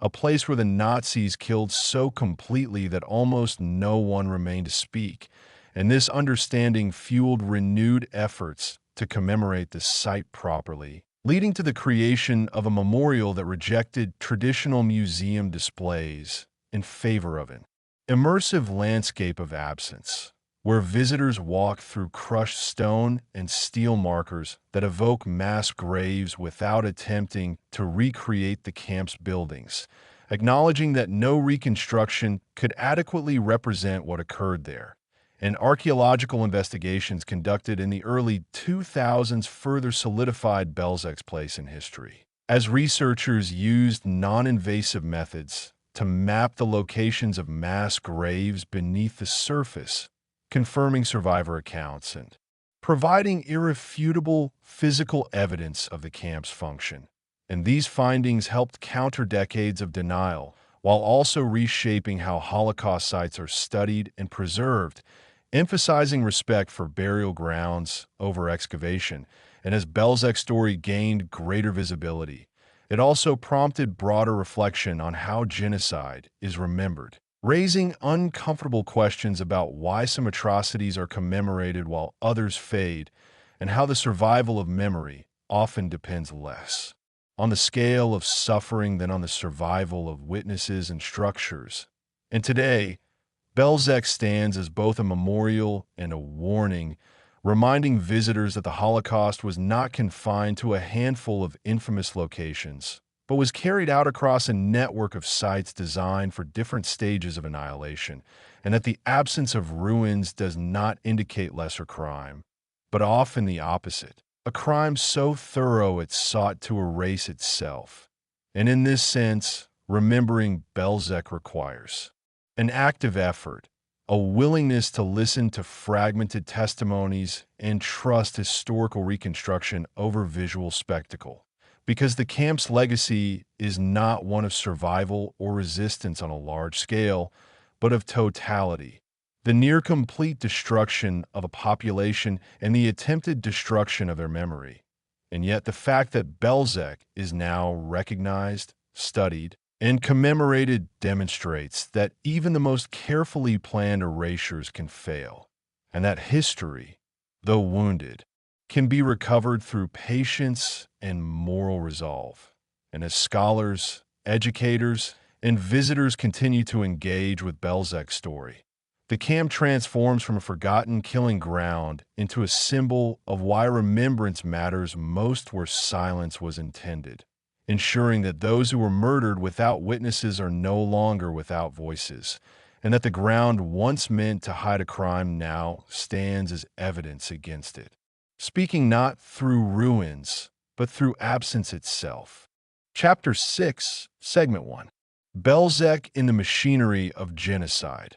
Understanding its place in the Holocaust. To understand Bełżec fully, it must be placed within the broader machinery of the Holocaust, because Bełżec was not an isolated aberration or an experimental outpost, but a central component in a carefully coordinated system of mass murder that transformed Nazi racial ideology into industrial reality, and unlike concentration camps that evolved over time. Bełżec was conceived from the beginning with a single, explicit purpose: the rapid and total annihilation of human beings, a purpose that shaped every aspect of its design, staffing, and daily operation. And when historians analyze the Holocaust today, Bełżec occupies a crucial but often overlooked position as the first fully operational extermination camp of Operation Reinhard, serving as the testing ground where techniques of deception,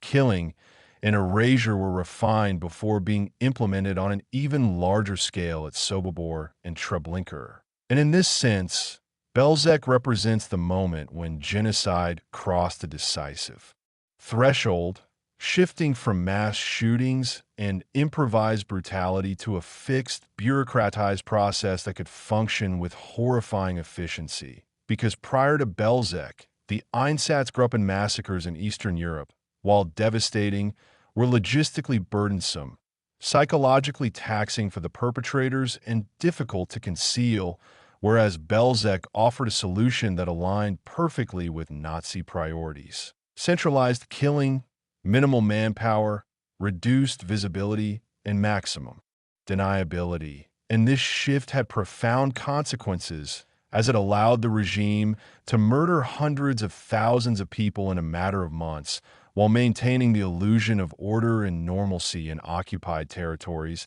And when viewed through this lens, Bełżec was not merely a camp, but a prototype, a model that demonstrated how genocide could be systematized and scaled,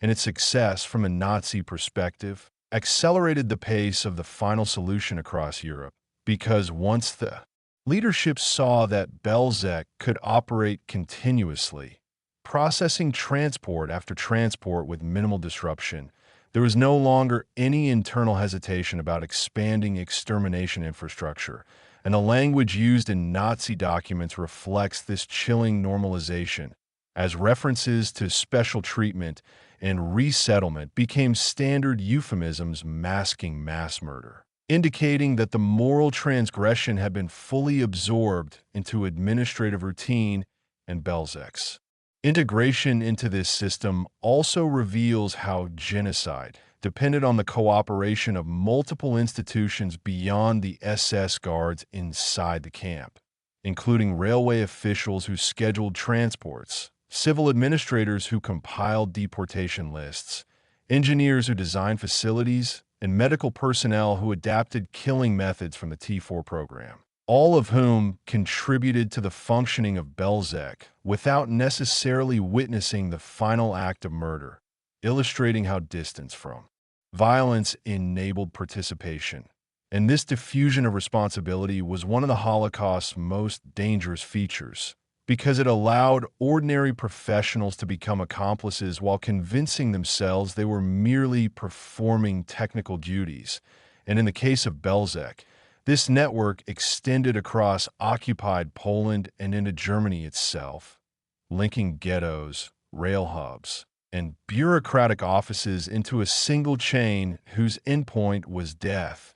And yet, despite its centrality, Bełżec was designed to leave almost no trace, a fact that complicates historical understanding and underscores the camp's uniqueness. Because whereas Auschwitz became a symbol precisely because of its size and survivability, Bełżec became a symbol of disappearance, representing the countless victims whose lives ended without documentation, photographs, or witnesses, and this absence challenges conventional historical methods, forcing scholars to reconstruct events through fragments, indirect evidence, and the rare survivor accounts that survived against all odds. And it also raises deeper questions about how societies remember crimes that were meant to be forgotten, because Bełżec demonstrates that the success of genocide is not only measured in lives destroyed, but in memories erased.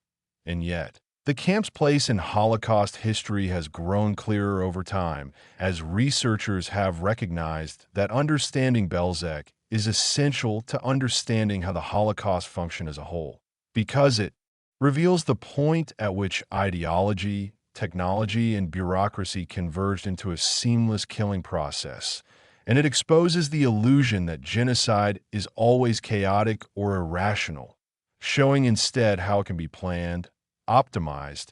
and executed with cold logic. And, as such, Bełżec stands as a warning that the most extreme crimes can emerge not from sudden madness, but from incremental decisions justified by language, obedience, and perceived necessity. And in studying Bełżec today, historians are not only documenting the past, but interrogating the mechanisms that made such a place possible, asking how institutions failed, how ethical boundaries collapsed, and how ordinary individuals became cogs in a system of annihilation. And this broader understanding transforms Bełżec from a forgotten camp into a critical lens through which the Holocaust must be viewed, reminding us that the absence of survivors does not diminish historical importance, and that the quietest sites of genocide may, in fact, reveal the most about how mass murder becomes normalized, institutionalized,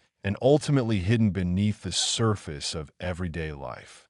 Chapter 6, Segment 2. The Victims Without Voices, who was murdered at Bełżec and how their lives were erased. The tragedy of Bełżec is not only measured by the scale of death, but by the near-total silencing of those who were murdered there, because unlike other Nazi camps where thousands survived to bear witness, Bełżec consumed almost everyone who entered its gates, leaving behind a vast absence where names, faces, and stories should have been. And this absence was not accidental, but intentional, a core feature of the camp's design and purpose, because the Nazis understood that survival meant memory, and memory meant accountability. And so Bełżec was engineered to eliminate not only human beings, but the possibility that their experiences could ever be reconstructed. And the victims who arrived at Bełżec came primarily from Jewish communities across southeastern Poland, including the Lublin district, Galicia, Krakow, Łódź, and smaller towns and villages that had existed for centuries as vibrant centers of religious, cultural, and family life. Communities where synagogues, schools, markets, and homes formed a dense social fabric that was unraveled almost overnight by deportation orders. And these people were not anonymous masses, but individuals whose lives were interrupted in the most intimate ways. Parents torn from children, spouses separated, elderly relatives left behind or dragged onto trains, all under the pretense of resettlement or labor in the East. And the deception was so effective precisely because it exploited the human instinct to hope, as many victims believed. That compliance might mean survival, that the worst had already passed once the ghetto was liquidated, not realizing that Bełżec represented the final destination, not a transition. And upon arrival, this illusion was shattered almost immediately as the camp's layout funneled deportees through a carefully choreographed process designed to overwhelm, confuse, and strip them of agency within minutes. And because there was no registration, no tattooing, no assignment to barracks for long-term imprisonment, there was no official record created that could later be used to reconstruct who passed through the camp. And this absence of documentation was reinforced by the systematic destruction of personal belongings,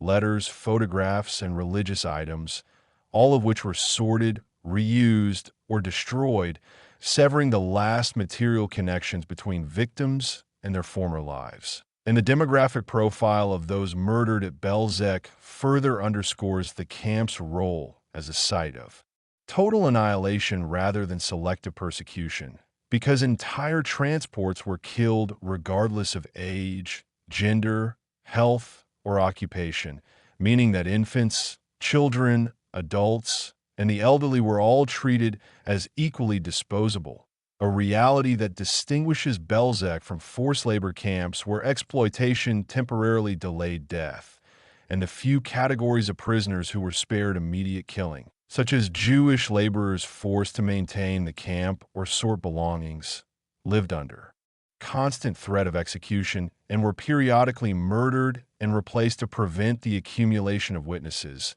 ensuring that even those who briefly survived were ultimately silenced. And among the estimated 500,000 victims, the overwhelming majority were Jews, but the camp also claimed the lives of Roma people and others deemed undesirable under Nazi racial policies, illustrating how Bełżec functioned as part of a broader genocidal project that targeted multiple groups under a single ideological framework. And yet, despite the enormity of loss, Bełżec remained largely absent from post-war memory for decades, precisely because there were so few survivors to testify, and because the Nazis had dismantled the camp so thoroughly that even physical evidence was scarce, leaving historians with the challenge of reconstructing events through transport lists, railway schedules, German correspondence, and the testimony of perpetrators during post-war trials,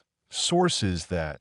while valuable, cannot fully convey the lived experience of the victims. And this imbalance between perpetrator documentation and victim silence raises profound ethical questions about how history is written and remembered, because when the voices of the murdered are absent, there is a risk that their humanity becomes abstract, reduced in numbers rather than lives. And this is why efforts to recover the identities of Bełżec's victims through archival research, local memory, and family histories are so crucial as they push back against the Nazi goal of erasure by reasserting individuality where anonymity was imposed. And even in the absence of direct survivor testimony, fragments of resistance and humanity can still be discerned, such as accounts of people comforting one another in transport cars, hiding children, or reciting prayers in the moments before death,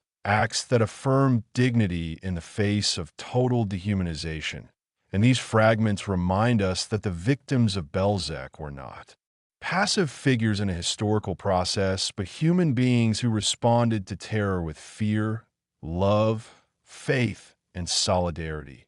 even when survival was impossible. And in acknowledging this,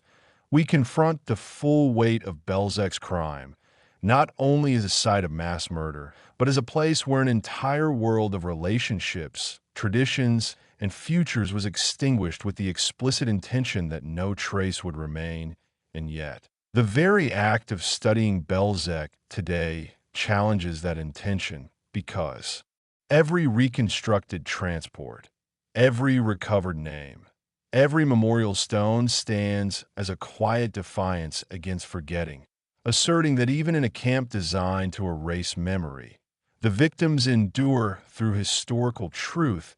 ethical remembrance, and the refusal to allow silence to have the final word. Chapter 6, Segment 3. Silence After the Crime. Why Bełżec nearly disappeared from history. When the killing at Bełżec ended, the camp did not become a ruin haunted by survivors and testimony, but a void deliberately engineered to deny history itself, because the Nazis understood that the greatest threat after murder was memory. And so they carried out one final operation that proved as calculated as the extermination itself, dismantling the camp so thoroughly that it would appear as if nothing had ever happened there. And this erasure began even before the last transports arrived, as Operation 1005 was implemented to exhume mass graves, burn decomposing bodies on open-air pyres, and crush the remaining bones into ash, a process overseen by SS officers who reported their progress with bureaucratic detachment, reducing the annihilation of human remains to logistical efficiency. And once the killing machinery was no longer needed, Bełżec was stripped piece by piece. The gas chambers dismantled, the fences removed, the rail spur torn up, and the ground leveled with trees planted over the burial sites to disguise the disturbed earth, transforming a landscape of mass death into what appeared to be an unremarkable rural area.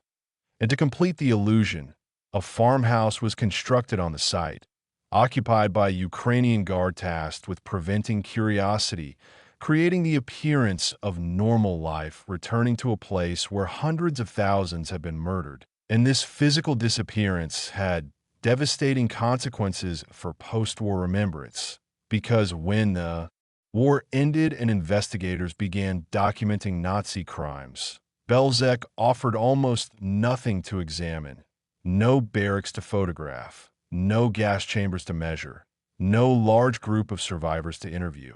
And as a result, the camp slipped into the margins of public consciousness, overshadowed by Auschwitz, Treblinka, and Majdanek, places where ruins still stood and survivors could testify in court. And this absence of visibility meant that Bełżec was often mentioned only briefly in early histories of the Holocaust, reduced to a footnote despite its central role in Operation Reinhard. And the silence was compounded by the fact that the surrounding region had been devastated by war, population displacement, and post-war political repression, leaving few local witnesses willing or able to speak openly about what they had seen. And in the early years of communist Poland, the emphasis on anti-fascist resistance often marginalized Jewish suffering, further delaying recognition of Bełżec as a site of genocide rather than a generic wartime atrocity. And meanwhile, many of the perpetrators reintegrated into post-war society with little consequence, as only a small number of Bełżec staff were ever prosecuted,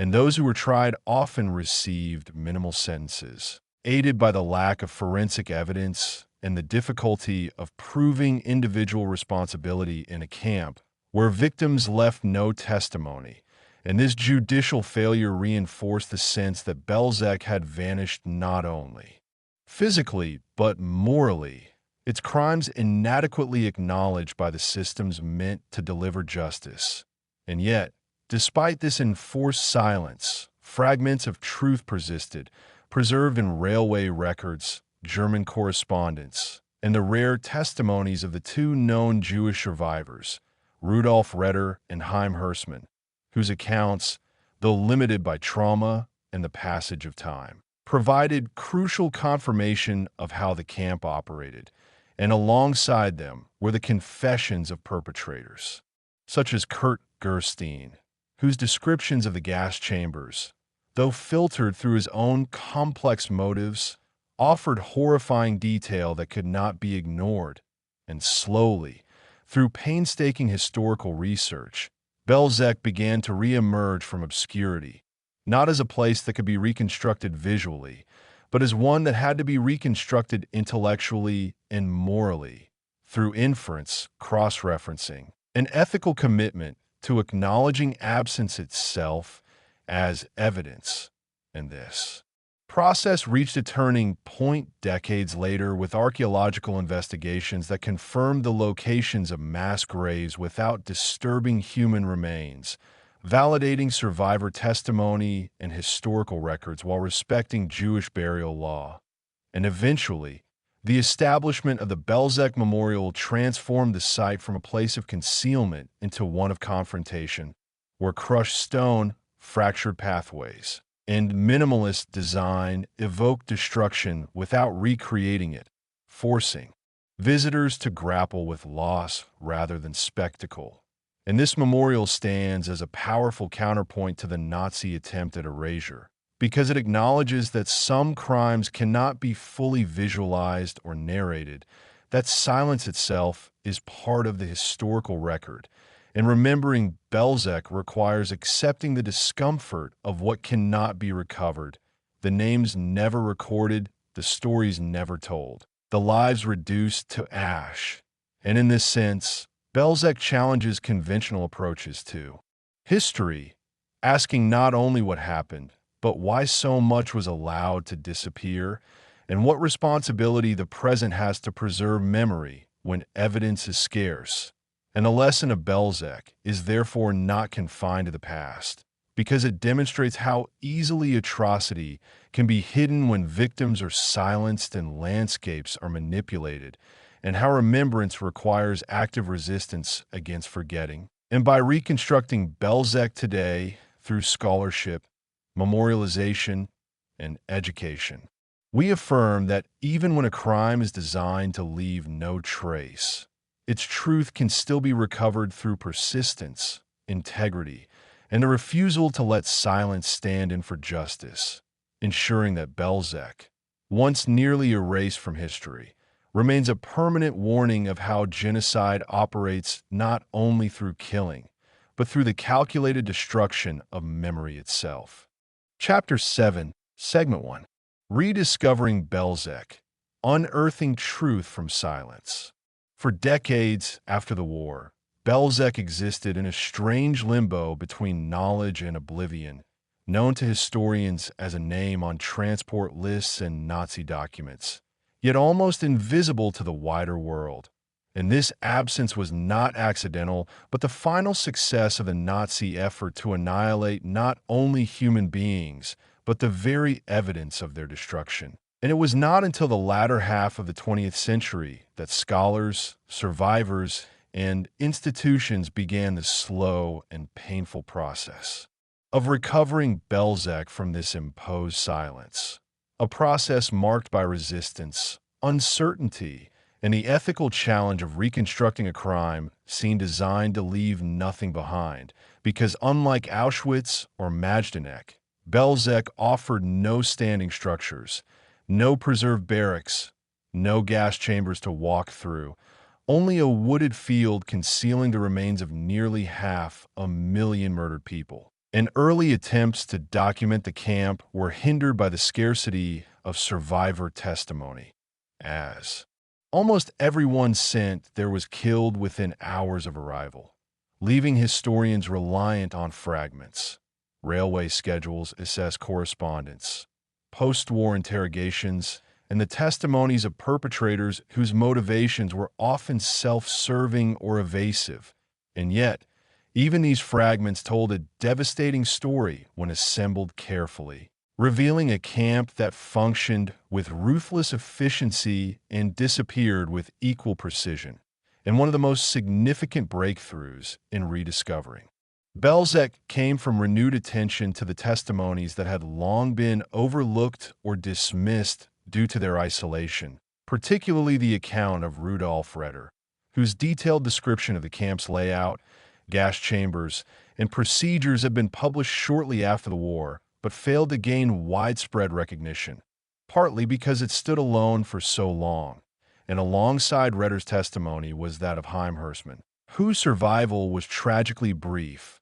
as he was murdered in 1946 before he could fully testify, a cruel reminder of how fragile post-war truth-telling could be in a world still marked by violence and instability. And as historians revisited these accounts with greater methodological rigor, They began to cross-reference them with German documents, finding confirmation in SS reports, letters, and confessions that corroborated the survivors' descriptions with chilling precision. And gradually, a clearer picture of Bełżec emerged,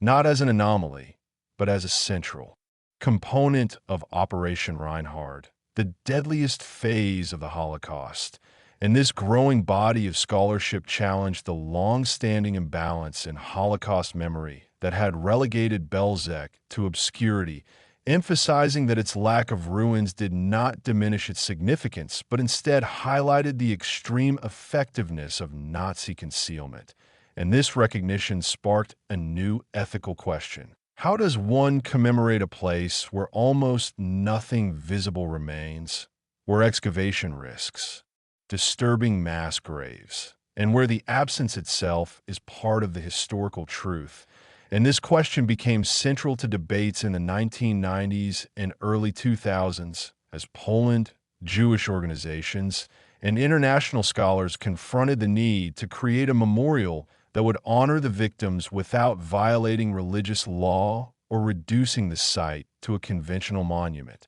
And archaeological research played a crucial role in this phase, conducted with extraordinary care, using non-invasive methods, such as ground-penetrating radar, to locate mass graves and confirm the scale of the killing without exhuming human remains. And these investigations finally silenced denial by providing irrefutable physical evidence of what had occurred beneath the soil, revealing burial pits filled with ashes, bones, and burned debris, the last material traces of lives deliberately destroyed. And with this confirmation, the moral imperative to memorialize Bełżec became unavoidable, leading to the creation of the Bełżec Memorial and Museum, opened in 2004, a site designed not to reconstruct the camp, but to confront visitors with absence, loss, and fragmentation, using crushed stone, stark geometry,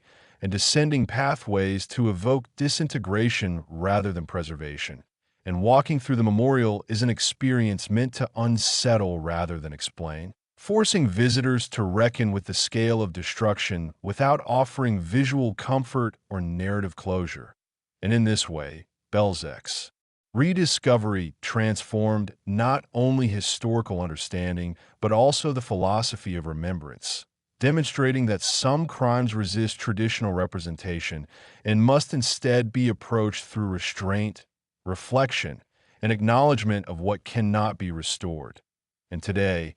Bełżec stands as both a recovered truth and a warning, illustrating how genocide can be hidden in plain sight, how history can be erased through planning and indifference, and how the work of remembrance depends on persistence across generations. Because the rediscovery of Bełżec was not the result of a single revelation, but of decades of patient scholarship, moral courage, and the refusal to accept silence as an ending, ensuring that a place once designed to vanish has finally reclaimed its place in the historical conscience of humanity. Chapter 7, Segment 2, Memory Against Oblivion, Justice, Denial, and the Struggle to Remember Bełżec. Even as Bełżec slowly reemerged in historical research, the pursuit of justice for its victims unfolded unevenly and, for many, heartbreakingly incomplete, because unlike Auschwitz, whose liberation exposed living witnesses and physical evidence, Bełżec's annihilation left prosecutors with little more than documents and the words of perpetrators who often minimized their roles, deflected blame, or hid behind claims of obedience. And this reality shaped the post-war legal reckoning in ways that favored silence over accountability, as early trials in Germany during the 1950s and 1960s struggled to convey the enormity of crimes committed at a place most judges and jurors had never seen and barely understood. And the very efficiency of Bełżec's killing process, combined with its destruction, worked perversely in favor of those responsible, allowing many to reintegrate quietly into post-war society, living ordinary lives while the names of their victims remained unrecorded. And although figures such as Christian Worth and Odilo Globoknik never faced trial, having died before justice could reach them, others who had served at Bełżec were interrogated decades later, often receiving light sentences or none at all, reinforcing the painful truth that legal justice, when delayed and constrained by evidentiary standards unsuited to genocide, could never fully address crimes of this magnitude. And this failure contributed to a broader climate in which Bełżec remained marginal even within Holocaust education, overshadowed by camps whose histories were easier to visualize and narrate. And yet, the absence of courtroom drama did not mean the absence of moral reckoning, as historians, educators, and descendants of victims increasingly challenged denial and minimization by insisting that Bełżec's story be told with the same gravity as any other site of mass murder. And denial itself became one of the most insidious legacies of Bełżec's erasure, exploited by Holocaust deniers, who pointed to the lack of ruins or photographs as supposed proof that the camp's crimes were exaggerated or fabricated, and confronting this denial required a meticulous reconstruction of evidence, bringing together transport records, Nazi correspondence, survivor testimony, forensic archaeology, and demographic analysis to demonstrate beyond doubt that Bełżec functioned exactly as described. And this scholarly effort was not merely academic but ethical, because every footnote and cross reference served as a rebuttal to those who sought to turn absence into an argument against truth. And over time, this accumulation of evidence strengthened public understanding, making it increasingly difficult for denial to survive outside fringe spaces. In parallel to this struggle was the challenge of commemoration in a world where living memory was rapidly fading. As the last survivors of Operation Reinhard passed away, leaving future generations with the responsibility to remember. Without direct witnesses, and Bełżec, perhaps more than any other site, symbolized this transition from lived memory to inherited memory, raising urgent questions about how societies remember events that were intentionally hidden and systematically destroyed. And the answer, increasingly, lay in education that emphasized process over spectacle, explaining not only what happened but how it was made possible through bureaucracy, ideology, and compliance. And in this context, Bełżec became a case study in the mechanics of genocide, illustrating how mass murder could be organized with minimal infrastructure, limited manpower, and devastating efficiency, a lesson that extends far beyond its geographic and historical boundaries. And as educational initiatives expanded, Bełżec began to appear more prominently in museums, textbooks, and documentaries, not as an afterthought, but as a foundational example of industrialized killing, challenging audiences to confront a form of genocide that operated without the visual anchors of barbed wire and barracks. And this shift in representation also reshaped the language of Holocaust memory, encouraging a focus on victims rather than perpetrators, on communities destroyed rather than camps constructed, and on the moral consequences of forgetting. And today, discussions of Bełżec often emphasize not only the atrocity itself, but the decades-long silence that followed, framing remembrance as an ongoing act of resistance against both historical erasure and contemporary indifference. And this perspective underscores a crucial truth, that the danger of Bełżec does not lie solely in what happened there, but in how easily it could have remained forgotten, serving as a warning that genocide does not require monumental architecture or lasting ruins to succeed, only hatred, organization, and the willingness of the world to look away. And in confronting Bełżec's legacy, societies are forced to reckon with uncomfortable questions about responsibility, justice, and memory, acknowledging that remembrance is not automatic but must be actively sustained through scholarship, education, and moral commitment. Because the victims of Bełżec were denied not only their lives, but their place in history, and restoring that place, however incomplete, is an obligation that extends across generations. Ensuring that a camp designed to vanish will never again be allowed to disappear into silence.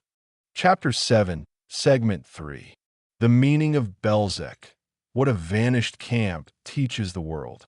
Bełżec ultimately stands as one of the most unsettling symbols of the Holocaust, not because of what can still be seen there, but because of what cannot. And in this absence lies its deepest warning, for Bełżec demonstrates how genocide does not require permanence to succeed, how murder on an unimaginable scale can be executed swiftly, efficiently, and then almost completely erased, leaving behind a void where memory itself must struggle to survive. And this reality forces historians, educators, and societies to confront a disturbing truth.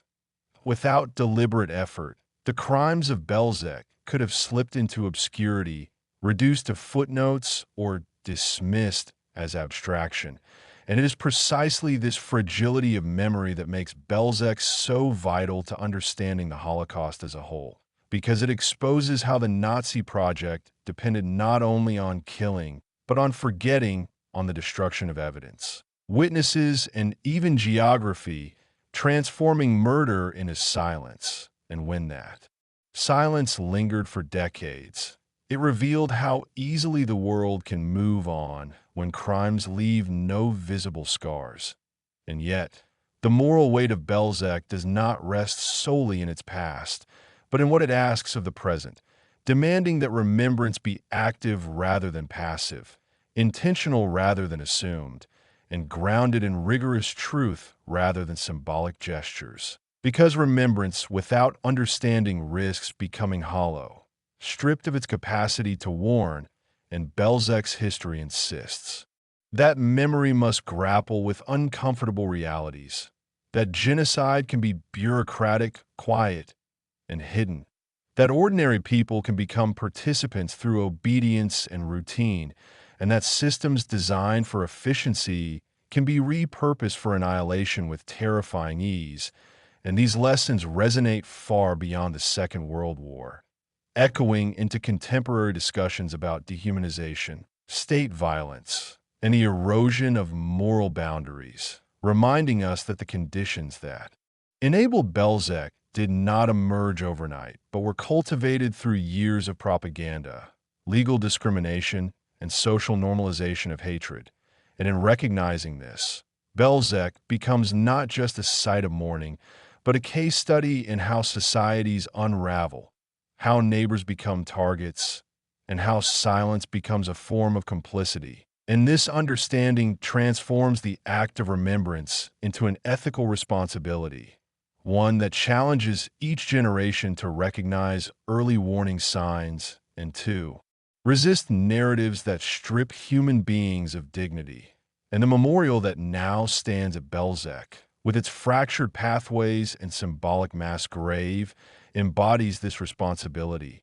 not offering comfort or closure, but confrontation, forcing visitors to walk through an absence that mirrors the void left by the victims. And this design choice reflects a profound truth, that there is no way to truly represent what was destroyed there, only to acknowledge the scale of loss and the impossibility of restitution. And yet, even within this impossibility, memory persists, carried forward through scholarship, education, and storytelling, ensuring that Bełżec is no longer merely a name in a document, but human tragedy with faces, families, and futures violently erased. And as survivor testimony fades into history, these narratives become even more crucial, serving as bridges between past and present, between those who were silenced and those who must now speak on their behalf. And this act of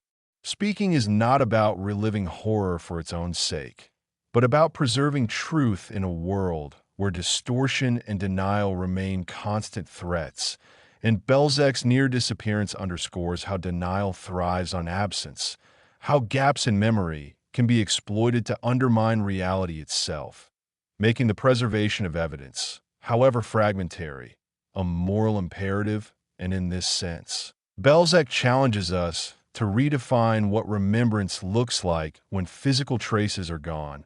urging us to value documentation, testimony, and historical rigor as forms of memorial just as powerful as stone or monument.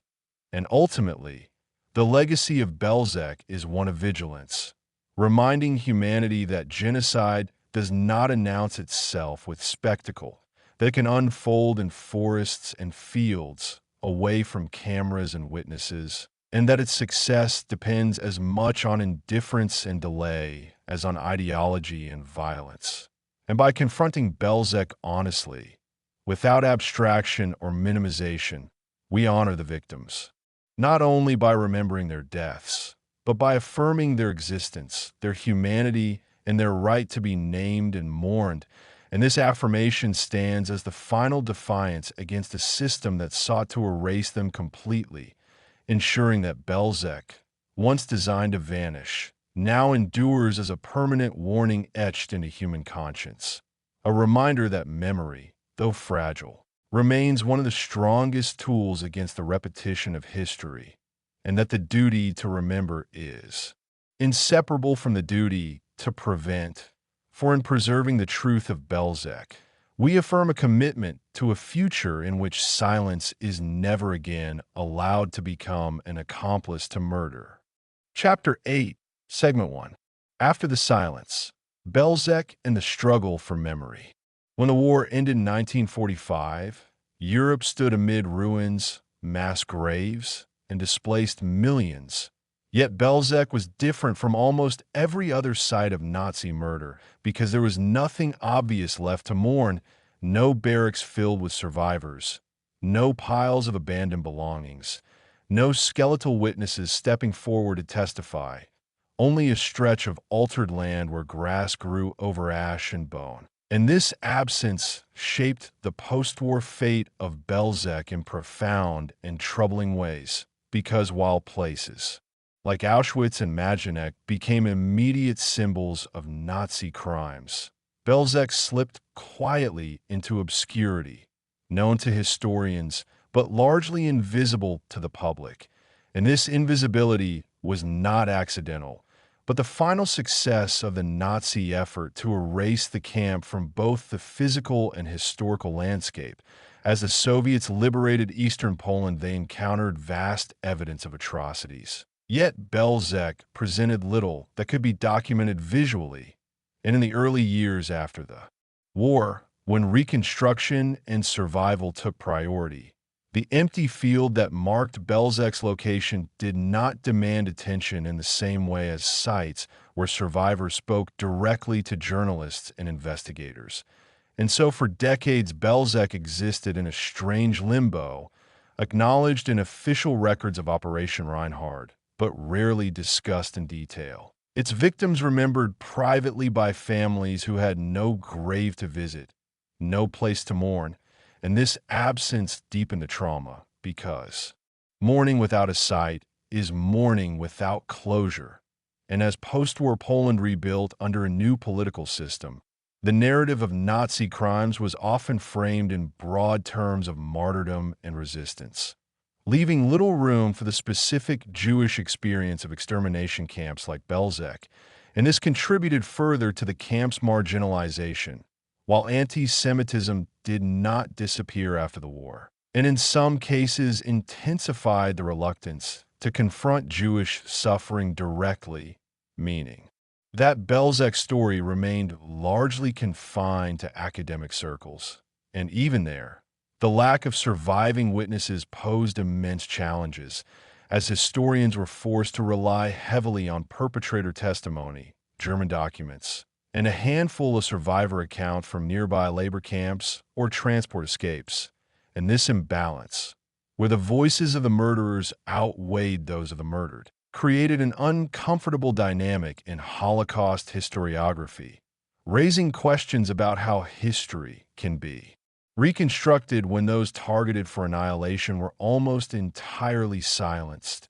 And yet, despite these obstacles, scholars continued to piece together Bełżec's story, driven by the recognition that forgetting Bełżec meant allowing the most complete form of Nazi extermination to succeed even after defeat. And this scholarly persistence laid the groundwork for later efforts to restore Bełżec to public memory. Efforts that gained momentum in the late 20th century as Holocaust education expanded globally, and the importance of lesser-known sites came into sharper focus. And it was during this period that the realization crystallized that Bełżec represented not an anomaly, but a terrifying model of how genocide could be executed efficiently and then concealed,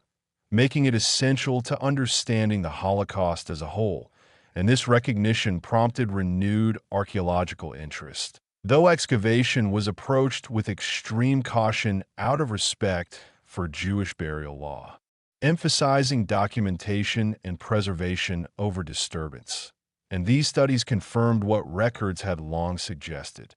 that the soil itself was a mass grave saturated with human remains, reinforcing the reality that Bełżec was not simply forgotten, but buried. And as awareness slowly grew, survivors' descendants, historians, and educators began advocating for a proper memorial, one that would acknowledge the camp's unique nature without attempting to reconstruct what had been deliberately destroyed. And this posed a philosophical challenge.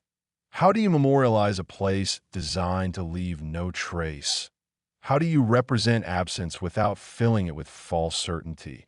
And the answer that eventually emerged was not to recreate buildings or simulate experiences, but to confront visitors with emptiness, fragmentation, and disorientation, mirroring the rupture inflicted upon the victims and the historical record itself. And this approach marked a turning point in how Bełżec was understood, shifting it from a footnote to a focal point in discussions about memory, erasure, and the ethics of remembrance. And it underscored a crucial lesson, that the danger of forgetting does not end with the passing of time, but intensifies as witnesses die and denial finds new forms, making the preservation of sites like Bełżec not merely an act of commemoration, but a defense against historical distortion. And in this sense, Bełżec's post-war silence becomes part of its story, revealing how easily even the largest crimes can fade from collective consciousness when they're successfully hidden, and how much effort it takes to bring them back into the light. And this struggle for memory is not just about the past, but about shaping how future generations understand the mechanisms of genocide, reminding them that atrocity does not always leave ruins, that it can vanish into the landscape, and that without vigilance, truth itself can be buried alongside the dead. And so Chapter 8 begins not with liberation or justice, but with absence, because it is in this absence that Bełżec's most enduring lesson emerges, that remembrance is not automatic, that it must be fought for, rebuilt, and protected just as fiercely as the truth itself. Chapter 8, Segment 2, Reclaiming the Ground. From forgotten field to memorial site. As the 20th century drew to a close, the silence surrounding Bełżec began a fracture, not suddenly, but through years of quiet insistence by historians, Jewish organizations, educators, and descendants of victims who understood that a place where 500,000 people were murdered could not remain an unmarked field without consequence, because unmarked ground invites forgetting. And forgetting invites distortion, denial, and repetition. And so the effort to reclaim Bełżec as a site of memory became both a historical mission and a moral one, shaped by difficult questions about how to commemorate a camp that had been so thoroughly dismantled that even its physical outlines were gone. And this challenge forced those involved to confront the uncomfortable truth that traditional memorial forms, restored barracks, reconstructed fences, museum displays, would risk falsifying the reality of Bełżec, because the Nazis had designed the camp precisely so that nothing recognizable would remain, and any attempt to rebuild it would impose a narrative structure on a place defined by absence. And so planners and scholars had to rethink what remembrance should look like when the crime itself was an act of erasure. And this rethinking coincided with a broader shift in Holocaust memorial culture, which increasingly emphasized authenticity, restraint, and the ethical responsibility to avoid spectacle, particularly at sites of mass death. And in the case of Bełżec, this meant accepting that the ground itself was the primary witness, that the soil contained the history, and that the memorial's role was not to explain everything, but to create a space where visitors could confront what could no longer be seen. And this philosophy guided the archaeological surveys conducted in the 1990s and early 2000s, which were carried out with extreme care, using non-invasive methods wherever possible, because Jewish law forbids the disturbance of graves. And here, the entire camp area was effectively one vast burial site. And these investigations confirmed the scale of destruction and burial, identifying mass grave zones and remnants of infrastructure without unearthing human remains, reinforcing the understanding that Bełżec was not empty land, but consecrated ground. And these findings strengthened the case for a formal memorial, leading to collaboration between Polish authorities, Jewish institutions, and international experts to design a site that would honor the dead without violating their resting place. And the result was a memorial unlike any other Holocaust site, one that deliberately rejected reconstruction in favor of abstraction and symbolism, creating a landscape of crushed stone, fractured paths, and starred geometry that evokes dislocation rather than clarity. And when visitors enter the memorial today, they do not encounter explanatory comfort, but confusion, disorientation, and silence, walking through a scar carved into the earth, descending into a symbolic void that mirrors the descent of victims from transport to death. And this experience is intentionally unsettling, because Bełżec was not a place where survival stories unfolded, but a place where almost everyone died within hours, and the memorial does not pretend otherwise, instead confronting visitors with the enormity of loss through scale, texture, and absence. And at the heart of the site stands a simple list of names and places, not exhaustive, but representative, acknowledging towns and communities annihilated in the camp, reminding visitors that the victims were not anonymous masses, but individuals uprooted from specific lives, languages, and neighborhoods. And this emphasis on origin rather than biography reflects the brutal reality that Bełżec erased personal stories before they could be recorded, leaving only fragments behind. And yet, even fragments matter, because they resist the Nazi goal of total obliteration. And the opening of the Bełżec Memorial in 2004 marked a turning point in how the camp was perceived internationally, drawing attention to Operation Reinhard as a whole and highlighting the fact that the Holocaust's deadliest phase occurred largely out of public sight, without iconic imagery. And this recognition challenged popular narratives that centered Auschwitz as the primary symbol of genocide, expanding understanding to include the earlier, more concealed mechanisms of mass murder. And for educators, Bełżec became a crucial case study in how genocide can be both massive and invisible, how efficiency and secrecy can coexist, and how memory can be manipulated by absence. And this educational role has grown in importance as Holocaust denial and distortion have adapted to exploit gaps in public knowledge, often targeting lesser-known camps like Bełżec precisely because fewer people are familiar with them, making the memorial not only a place of mourning, but a front line against falsification. And yet, the Process of reclaiming Bełżec has never been free of tension because memorialization cannot undo the harm done, nor can it fully restore dignity to lives ended without witness. And there remains an ethical discomfort in asking visitors to experience a place of murder, even symbolically. And so the memorial walks a careful line, offering space for reflection without claiming to represent suffering directly, allowing silence to speak where words would fail. And this silence is perhaps Bełżec's most honest legacy because it refuses closure, reminding us that some wounds cannot be healed, only acknowledged, and that remembrance is not about resolution, but responsibility. And as time moves further from the events of 1942, the importance of such responsibility grows because memory does not preserve itself. It requires constant renewal, interpretation, and defense. And the memorial at Bełżec stands as a testament to that effort, transforming a forgotten field into a place where absence is no longer invisible, where the ground itself insists on being remembered, and where the question is no longer whether Bełżec existed, but whether we are willing to listen to what its silence still tells us about human capacity for destruction, about the fragility of moral boundaries, and about the cost of forgetting when history leaves no ruins behind.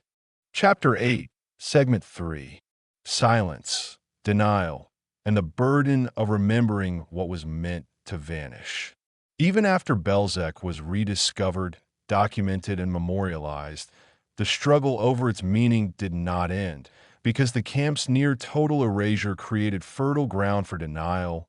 minimization, and historical distortion, revealing that the absence the Nazis engineered continued to echo long after the physical crime had ended, and this made Bełżec uniquely vulnerable in the post-war memory landscape, as there were no surviving structures to anchor public understanding, no large survivor community to testify in numbers, and no immediate visual shorthand to fix the camp in popular consciousness. And Holocaust deniers exploited this void by claiming that Bełżec was exaggerated, misinterpreted, or even fabricated, arguments built not on evidence, but on the deliberate absence of it, which underscored a chilling truth.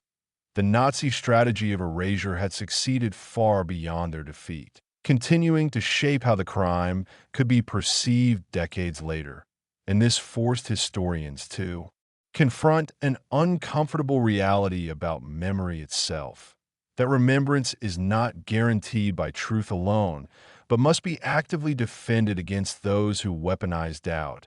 And in response, scholars undertook painstaking work to reconstruct Bełżec's history from scattered fragments, piecing together transport lists, German correspondence, railway schedules, post-war testimonies, forensic surveys, and demographic studies to demonstrate with overwhelming clarity what had happened there. And this work revealed not only the scale of murder, but the precision with which it had been carried out, exposing Bełżec as a model of genocidal efficiency whose very invisibility was a feature, not a flaw. And yet, despite the mounting evidence, the camp remained less known than Auschwitz, a disparity that reflected broader patterns in Holocaust remembrance, where sites with surviving witnesses and structures tended to dominate narratives, while places like Bełżec, Sobibor, and Treblinka, designed solely for death and destroyed afterward, remained on the margins. And this imbalance raised ethical questions about how history chooses its symbols and whether familiarity risks overshadowing equally significant but less visible crimes.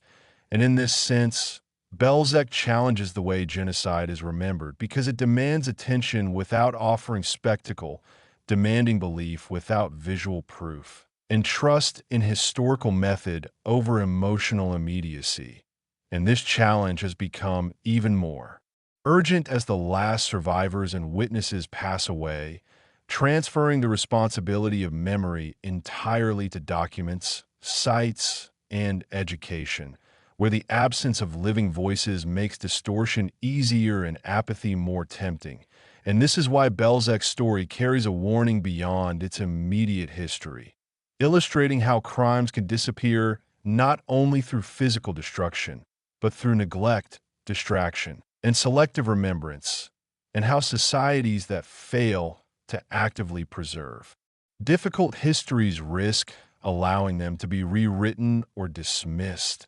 And yet, there's also resilience in the way Bełżec has been reclaimed, because despite the Nazis' efforts, the truth resurfaced through human persistence, through archivists who refused to accept silence, through families who searched for lost names, through educators who insisted that even the most erased crimes must be taught, and through memorial designers who understood that sometimes the most powerful statement is restraint. And this collective effort transformed Bełżec from a void into a moral reference point, a place that asks visitors not to observe, but to reflect, not to consume history, but to carry it forward. And the burden of this remembrance is heavy, because Bełżec offers no narrative of survival, no redemption arc, only the stark reality of a system that functioned exactly as intended, killing almost everyone who entered it. And this forces a confrontation with the uncomfortable fact that genocide does not require chaos, hatred, or madness alone, but can be executed through order, planning, and compliance, with ordinary people performing roles within a structure that normalizes murder. And this realization makes Bełżec deeply unsettling, because it strips away the illusion that such crimes are anomalies committed by monsters, revealing instead how easily human systems can be repurposed for destruction when ideology removes moral restraint. And this is why remembering Bełżec matters not only as an act of mourning, but as a form of vigilance, because the camp stands as evidence of how quickly a society can descend into organized cruelty when exclusion becomes policy and silence becomes acceptance. And as long as Bełżec remains less known,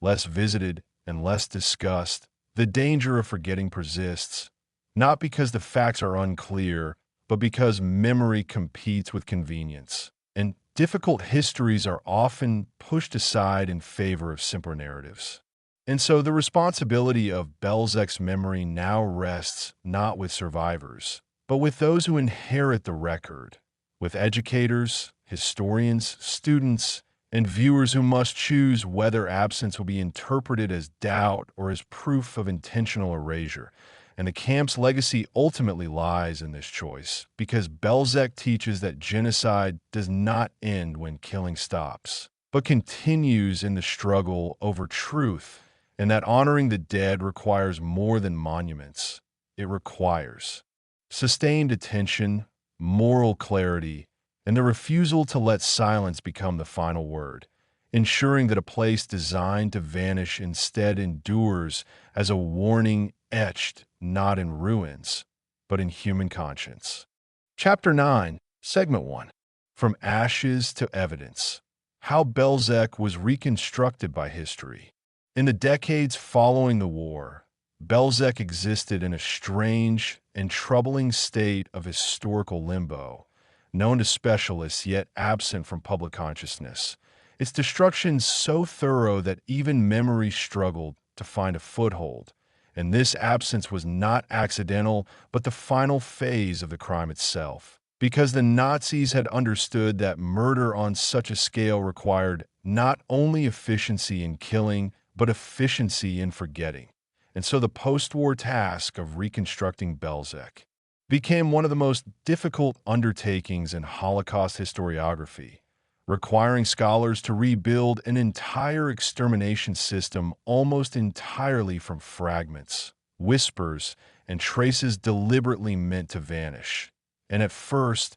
this effort was slow and uneven, hindered by the Cold War division of Europe, the inaccessibility of Soviet-controlled archives, and a global focus on more visible camps like Auschwitz, whose survivors and ruins provided immediate, undeniable testimony. while Bełżec offered only a forested clearing and a field that looked disturbingly ordinary. And yet, beneath that ground lay the physical truth: millions of human remains reduced to ash and bone fragments, compacted into the soil, creating a silent archive that would eventually speak through archaeology and forensic science. But before that could happen, historians had to begin with the smallest pieces of evidence, piecing together German railway timetables that showed thousands of deportation trains, terminating at Bełżec with no corresponding return journeys,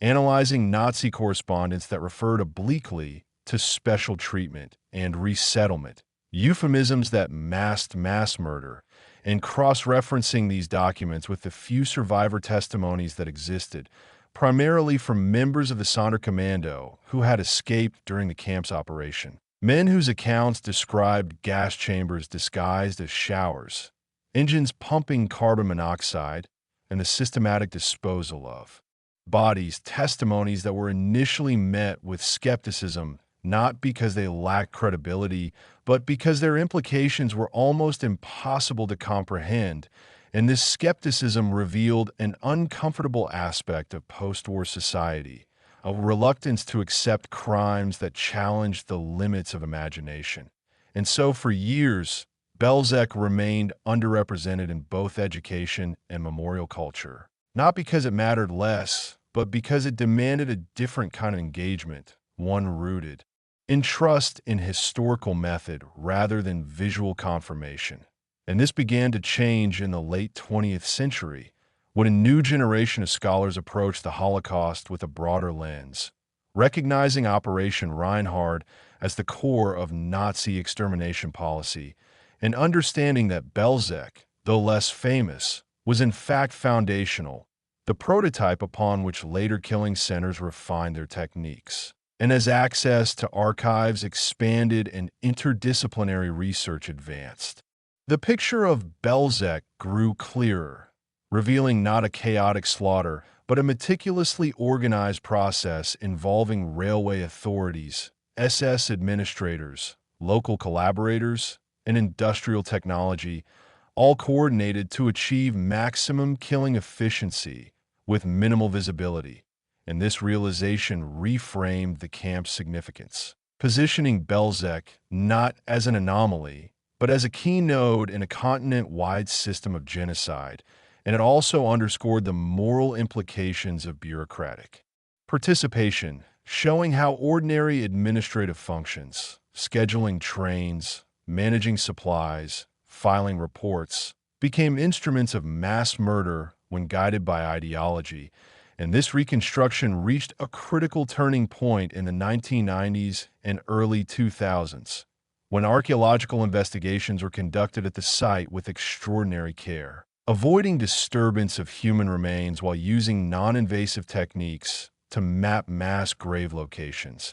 And these studies confirmed what documents and testimonies had long indicated: that Bełżec was not a transit camp or labor site, but a pure extermination center where nearly all deportees were murdered within hours of arrival. And the findings provided the physical corroboration that deniers had claimed was missing, turning absence itself into evidence. And yet,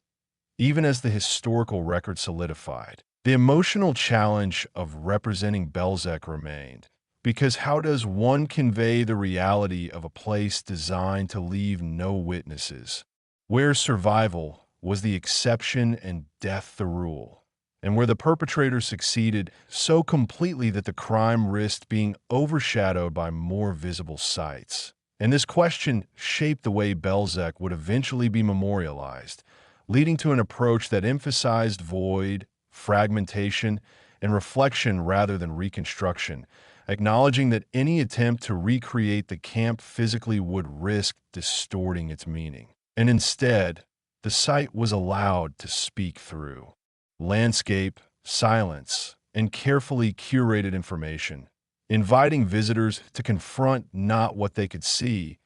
but what they could not. And in doing so, the reconstruction of Bełżec became not only an academic achievement, but a moral act, a declaration that even the most thoroughly erased crimes can be recovered through persistence, integrity, and respect for the dead. And this process also reshaped Holocaust education more broadly, reminding scholars and educators that memory does not always come with images or survivors, and that the responsibility to remember does not diminish when evidence is harder to access,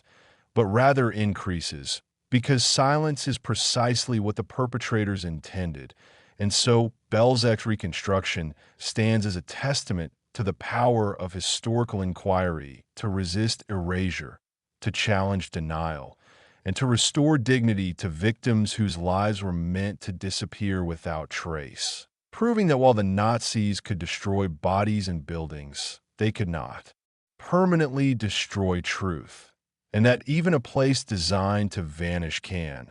through careful scholarship and collective will, be returned to history as what it truly was,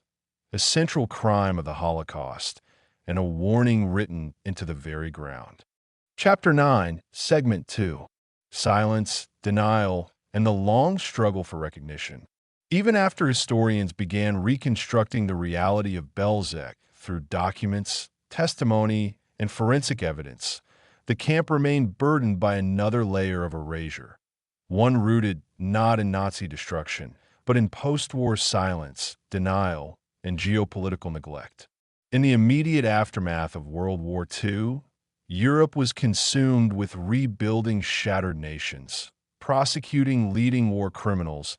and processing the trauma of millions of survivors and displaced persons. And within this vast landscape of suffering, Bełżec seemed to vanish once more, not because it lacked importance, but because it lacked advocates, survivors, and visible ruins to demand attention. Unlike Auschwitz, which became a symbol almost immediately due to its liberation, intact structures, and large survivor population, Bełżec offered no dramatic moment of discovery, no gates thrown open to the world, no mass of living witnesses stepping forward to testify. Instead, it presented a forest, a quiet railway spur, and a field beneath which the dead lay hidden. And this absence made it vulnerable to marginalization in both public memory and legal reckoning. During the Nuremberg trials and subsequent war crimes prosecutions, Bełżec was mentioned but rarely explored in depth, overshadowed by camps whose perpetrators were more easily identifiable and whose crimes left clearer forensic trails. And many of the men most directly responsible for Bełżec's operation either died during the war, vanished in a post-war anonymity, or received relatively light sentences compared to the scale of their crimes, reinforcing a sense that justice, like memory, had failed this place. This imbalance had consequences because denial thrives where knowledge is thin, and in the decades that followed, Holocaust deniers would repeatedly exploit Bełżec's physical absence, claiming that a camp without survivors or ruins could not be proven, ignoring the overwhelming documentary and testimonial evidence that historians had painstakingly assembled, and this forced scholars into an uncomfortable position, compelled to defend the reality of mass murder against claims that relied not on evidence, but on the deliberate success of Nazi concealment. The struggle for recognition was further complicated by Cold War politics, as Bełżec lay within a region shaped by shifting borders, population transfers, and Soviet control, where open discussion of Jewish suffering was often subsumed under broader narratives of wartime victimhood, and memorialization efforts were slow, fragmented, and frequently underfunded, leaving the site vulnerable to neglect and misunderstanding. For years, the camp's grounds were poorly marked, its significance known mainly to specialists and local communities, and this neglect carried a symbolic weight, suggesting that some crimes could be forgotten more easily than others, not because they were smaller, but because they had been executed more efficiently. It was only toward the end of the 20th century that a concerted effort emerged to confront this imbalance, driven by historians, Jewish organizations, educators, and survivors from other camps who recognized that the story of the Holocaust was incomplete without Bełżec, and that acknowledging its role was essential to understanding how genocide evolved from policy into practice. This push for recognition coincided with a broader shift in Holocaust scholarship, one that emphasized the importance of Operation Reinhard and the killing centers that preceded Auschwitz's industrial scale, reframing the narrative to show that the Holocaust did not suddenly erupt fully formed, but developed through experimentation, escalation, and adaptation, with Bełżec standing at the center of that transformation. As awareness grew, so did the moral urgency to address the long silence, leading to renewed calls for a proper memorial, comprehensive educational materials, and public acknowledgement of the camp's victims. And these efforts were not merely symbolic, but corrective,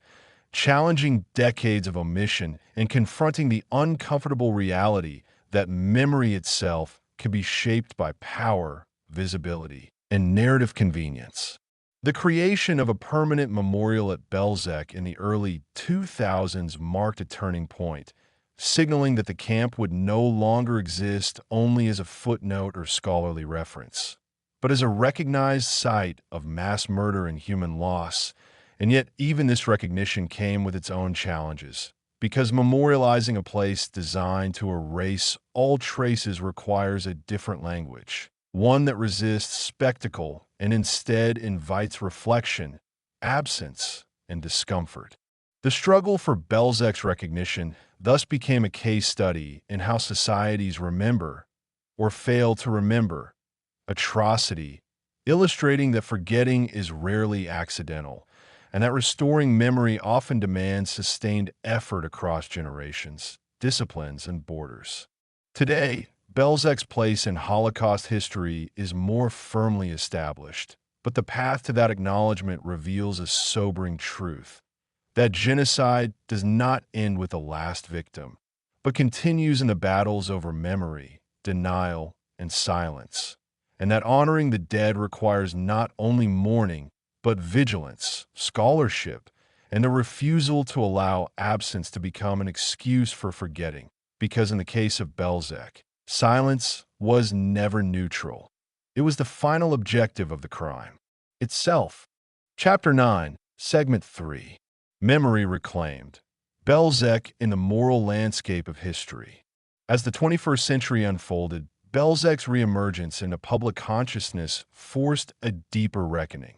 not only with what happened there, but with how societies choose to remember places designed to leave no witnesses. The renewed focus on Bełżec transformed it from a near-forgotten name into a moral landmark, challenging historians, educators, and visitors alike to confront a form of genocide that operated with terrifying efficiency and deliberate invisibility. Unlike camps that left behind barracks, watchtowers, and survivor communities to testify on their behalf, Bełżec offered only absence, an absence that demanded interpretation rather than observation, and in doing so, reshaped how Holocaust memory itself could be understood. The memorial constructed on the site embraced this reality, rejecting traditional museum structures in favor of a landscape of disruption and silence, where pathways fracture the ground and names are absent, mirroring the annihilation of identity that defined the camp's purpose. This design choice underscored a crucial truth: that remembrance is not always about reconstruction, but about acknowledging what has been irrevocably destroyed and allowing the destruction to speak through space, texture, and quiet. As visitors walk across crushed stone and descend into the symbolic mass grave, they encounter not artifacts, but an emotional geography that conveys loss without spectacle, forcing an internal engagement that no photograph or display could replicate. In this way, Bełżec has come to represent not only a site of murder, but a profound meditation on how genocide erases not just lives, but traces, stories, and futures, leaving behind a void that resists easy comprehension. This shift in memorial practice has influenced broader conversations about how to commemorate atrocities that lack survivors or physical remnants, offering a model that prioritizes dignity over dramatization and reflection over narrative closure. At the same time, the renewed scholarly attention to Bełżec has deepened our understanding of Operation Reinhard as the central engine of the Holocaust, emphasizing that the majority of Jewish victims were murdered not in camps that combined labor and killing, but in facilities designed solely for death, where arrival and annihilation were separated by mere hours. This realization has reframed the historical timeline, highlighting that the Holocaust's most lethal phase occurred rapidly, quietly, and with devastating effectiveness,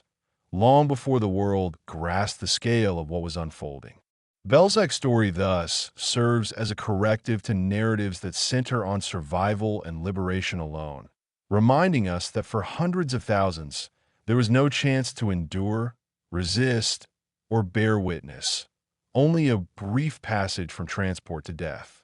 The ethical implications of this recognition are profound, because they challenge the comforting assumption that history is preserved primarily through testimony, and instead assert that some truths must be reconstructed from fragments, documents, and the physical scars left on landscapes and communities. In confronting Bełżec, historians have also been forced to grapple with the uncomfortable reality that modern genocide does not always announce itself through spectacle or prolonged visibility, but can unfold through bureaucratic coordination, euphemistic language, and logistical efficiency, making it easier for perpetrators to deny responsibility and for bystanders to look away. This lesson resonates far beyond the Holocaust, informing contemporary discussions about mass violence, accountability, and the warning signs that precede atrocity, and reinforcing the idea that vigilance must extend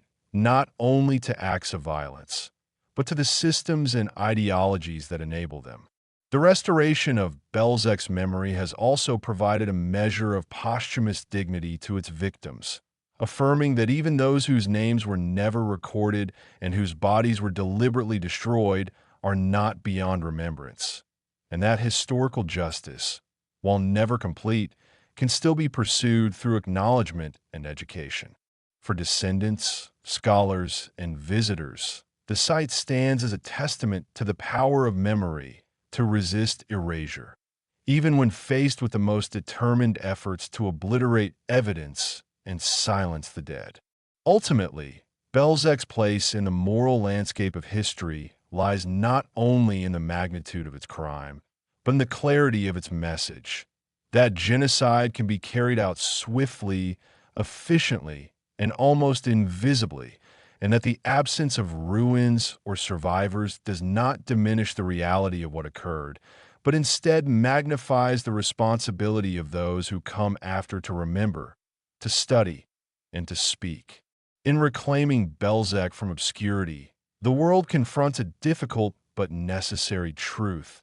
that memory is not guaranteed by the passage of time, but must be actively preserved, defended, and renewed, because when places like Bełżec are forgotten, it is not only the victims who are lost again, but the lessons that might prevent such crimes from ever being repeated.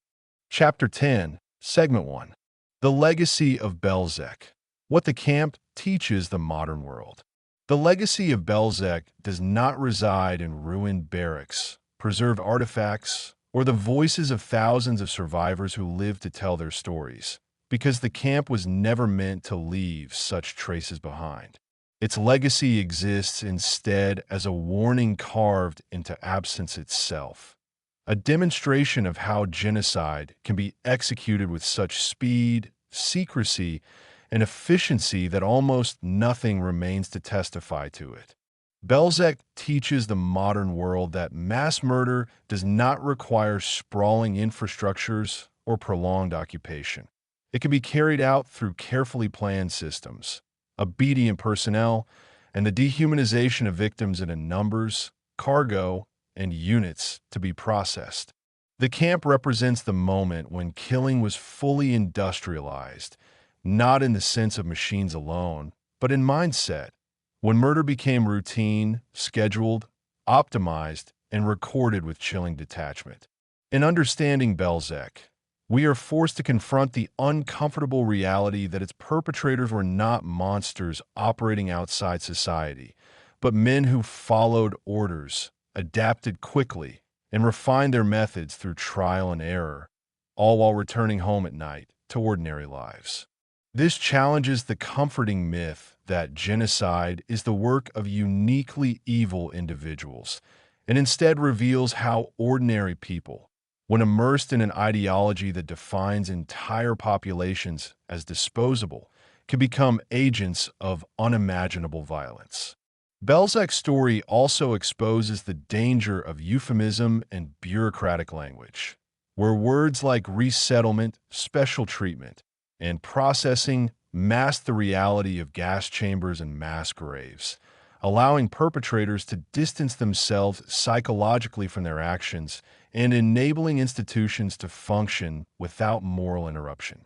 This lesson remains urgently relevant in a world where language continues to be used to obscure suffering, justify exclusion, and normalize harm under administrative or political frameworks. The camp further demonstrates how silence operates as a form of complicity,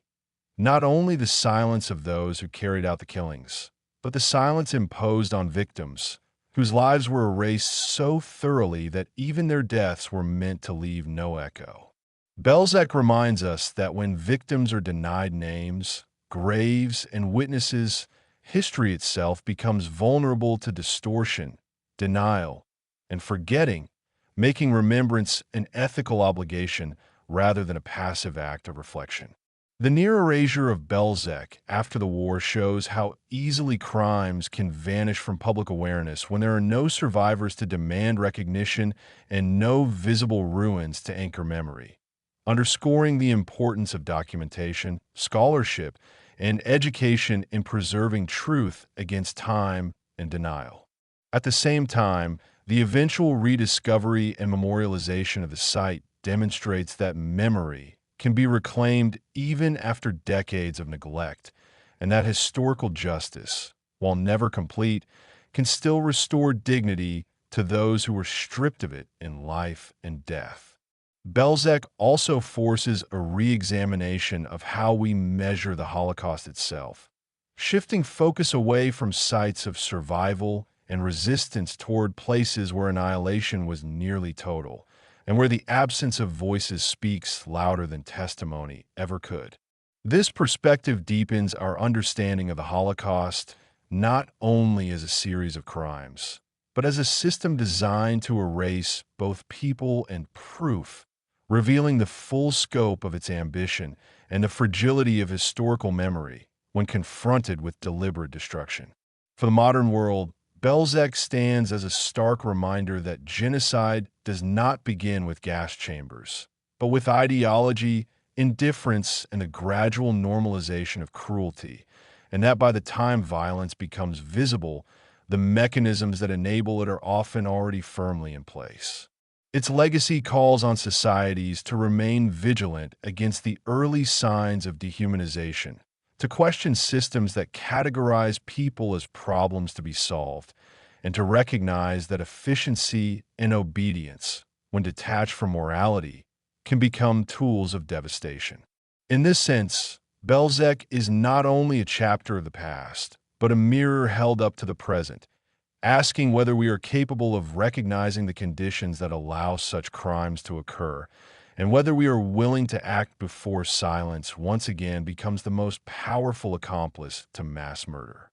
Chapter 10, Segment 2. Memory without witnesses. The burden of remembering Bełżec. Remembering Bełżec places a unique burden on history because it demands that memory function without the usual anchors of testimony, ruins, or living witnesses, forcing later generations to reconstruct truth from fragments deliberately scattered or destroyed by the perpetrators themselves. Unlike other Holocaust sites where survivors could speak, write, and bear public witness. Bełżec left behind only a handful of living voices, most of whom carried their memories in isolation for decades, uncertain whether the world would believe a story so absolute in its destruction. This absence reshapes the way remembrance must operate, requiring historians, educators, and memorial institutions to rely on perpetrator documents, railway records, forensic archaeology, and the faint echoes preserved in post-war trials,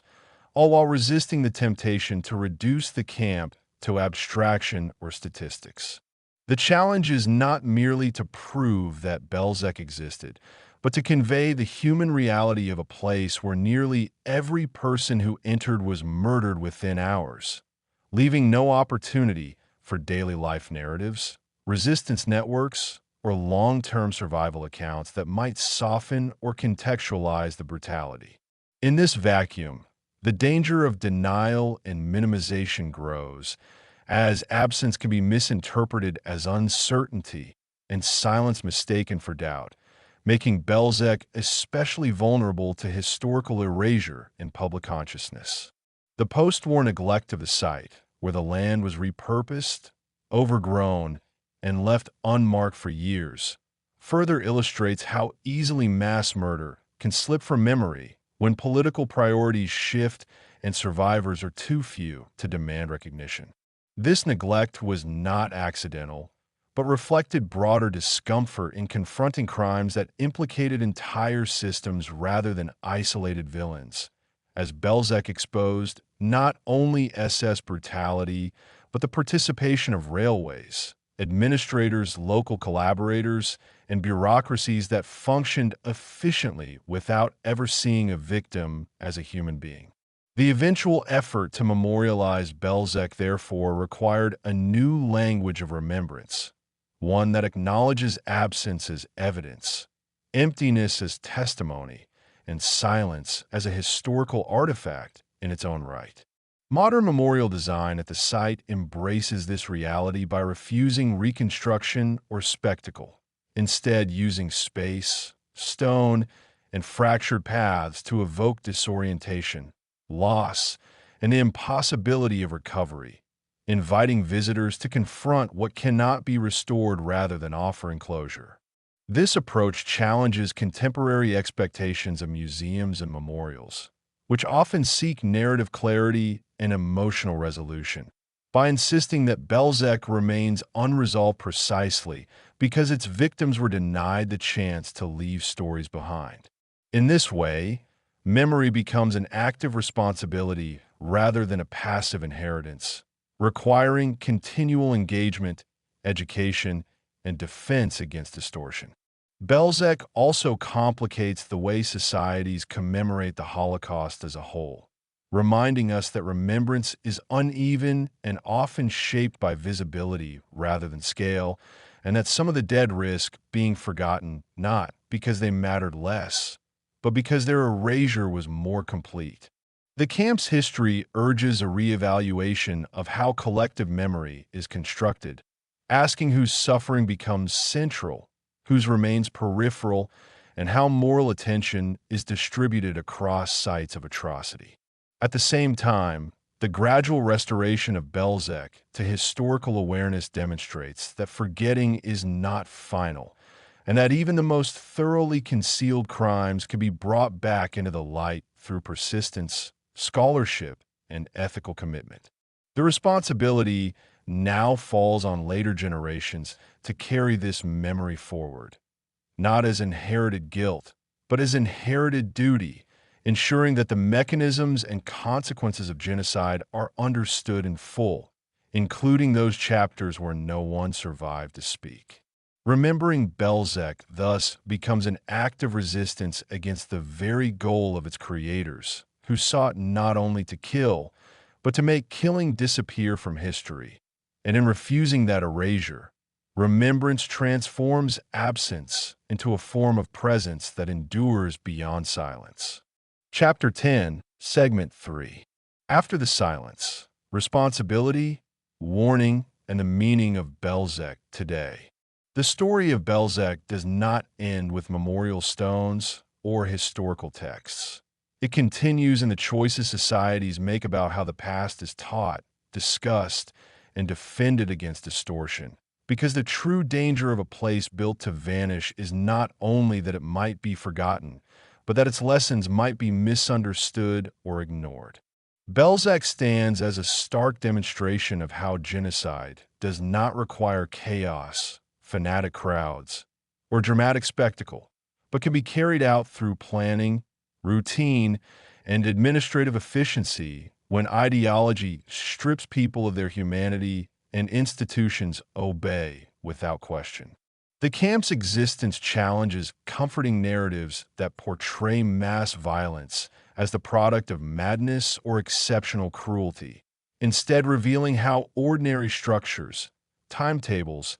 and hierarchies can become instruments of annihilation when moral responsibility is surrendered. This is why Bełżec matters today, not only as a historical site, but as a warning embedded in the mechanics of modern society, reminding us that the same tools used to organize daily life can be repurposed for destruction when prejudice becomes policy and silence becomes compliance. The near total absence of survivors forces contemporary audiences to confront a difficult truth.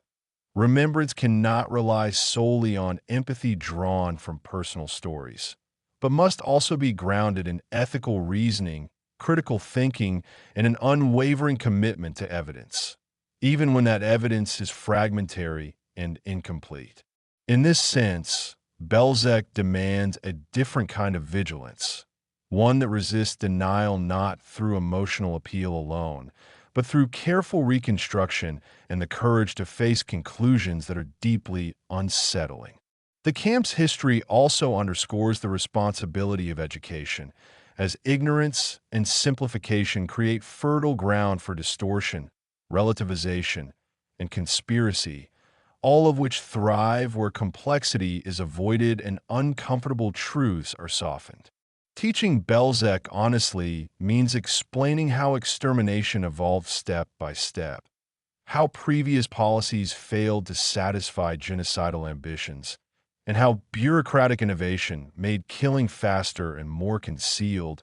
dispelling the myth that the Holocaust was inevitable or spontaneous. It requires acknowledging the roles of perpetrators, collaborators, and bystanders alike, without reducing the narrative to monsters versus victims, because understanding participation is essential to preventing repetition. At the same time, remembering Bełżec must never become an exercise in abstraction, where numbers replace lives and distance dulls moral urgency. And this balance between analytical clarity and human dignity is among the most difficult challenges of Holocaust memory. The memorial at Bełżec addresses this tension by refusing narrative comfort, offering instead a landscape that confronts visitors with rupture, absence, and the impossibility of restitution, reinforcing that some losses cannot be repaired, only acknowledged. In doing so, it asks not what can be recovered, but what responsibilities remain, shifting the focus from the past alone to the ethical demands placed on the present.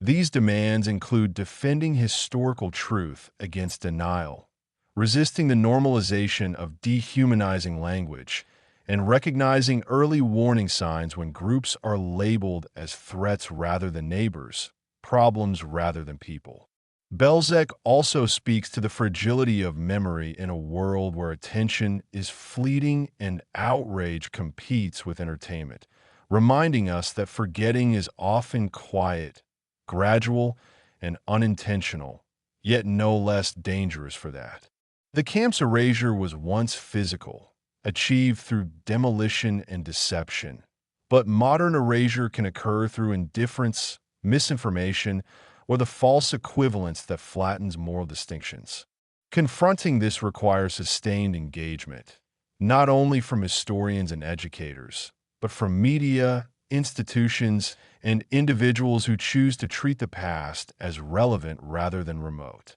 The legacy of Bełżec, therefore, lies not in the answers it provides, but in the questions it forces us to ask about obedience, responsibility, and the limits of human cruelty when unchecked by conscience. It challenges the assumption that progress alone safeguards against atrocity, demonstrating instead that ethical vigilance must accompany technological and social advancement. In honoring the victims of Bełżec, we do not claim to restore what was taken, nor to fully comprehend suffering that left almost no witnesses, but we affirm that their lives mattered enough to be remembered with precision, honesty, and care. The ultimate significance of Bełżec is thus not only historical, but moral, reminding us that the line between civilization and barbarity is thinner than we might wish, and that memory, when actively preserved, becomes a form of resistance against the forces that once sought to erase an entire people without leaving a trace. Bełżec was built to disappear. Its victims were meant to vanish without names, without graves, without witnesses. And for decades, that silence almost succeeded. But remembering Bełżec is an act of defiance against that erasure, a refusal to allow history's darkest crimes to fade into abstraction or denial. This place reminds us that genocide does not begin with gas chambers, but with ideas, language, and choices that strip people of their humanity long before violence begins. Remember Bełżec is not only to honor the hundreds of thousands who were murdered there, but to accept the responsibility their absence places on us. Memory is not passive. It requires truth, vigilance, and the courage to confront uncomfortable realities. When we study what happened here, we are not looking backward alone. We are looking inward, asking what kind of world we are building now, and what we are willing to tolerate in silence. May the victims of Bełżec be remembered not as numbers, but as lives stolen. May their memory stand as a warning against hatred, indifference, and obedience without conscience. And may telling their story ensure that a place designed to be forgotten will never vanish again. May their memory be eternal. Never forget, never again.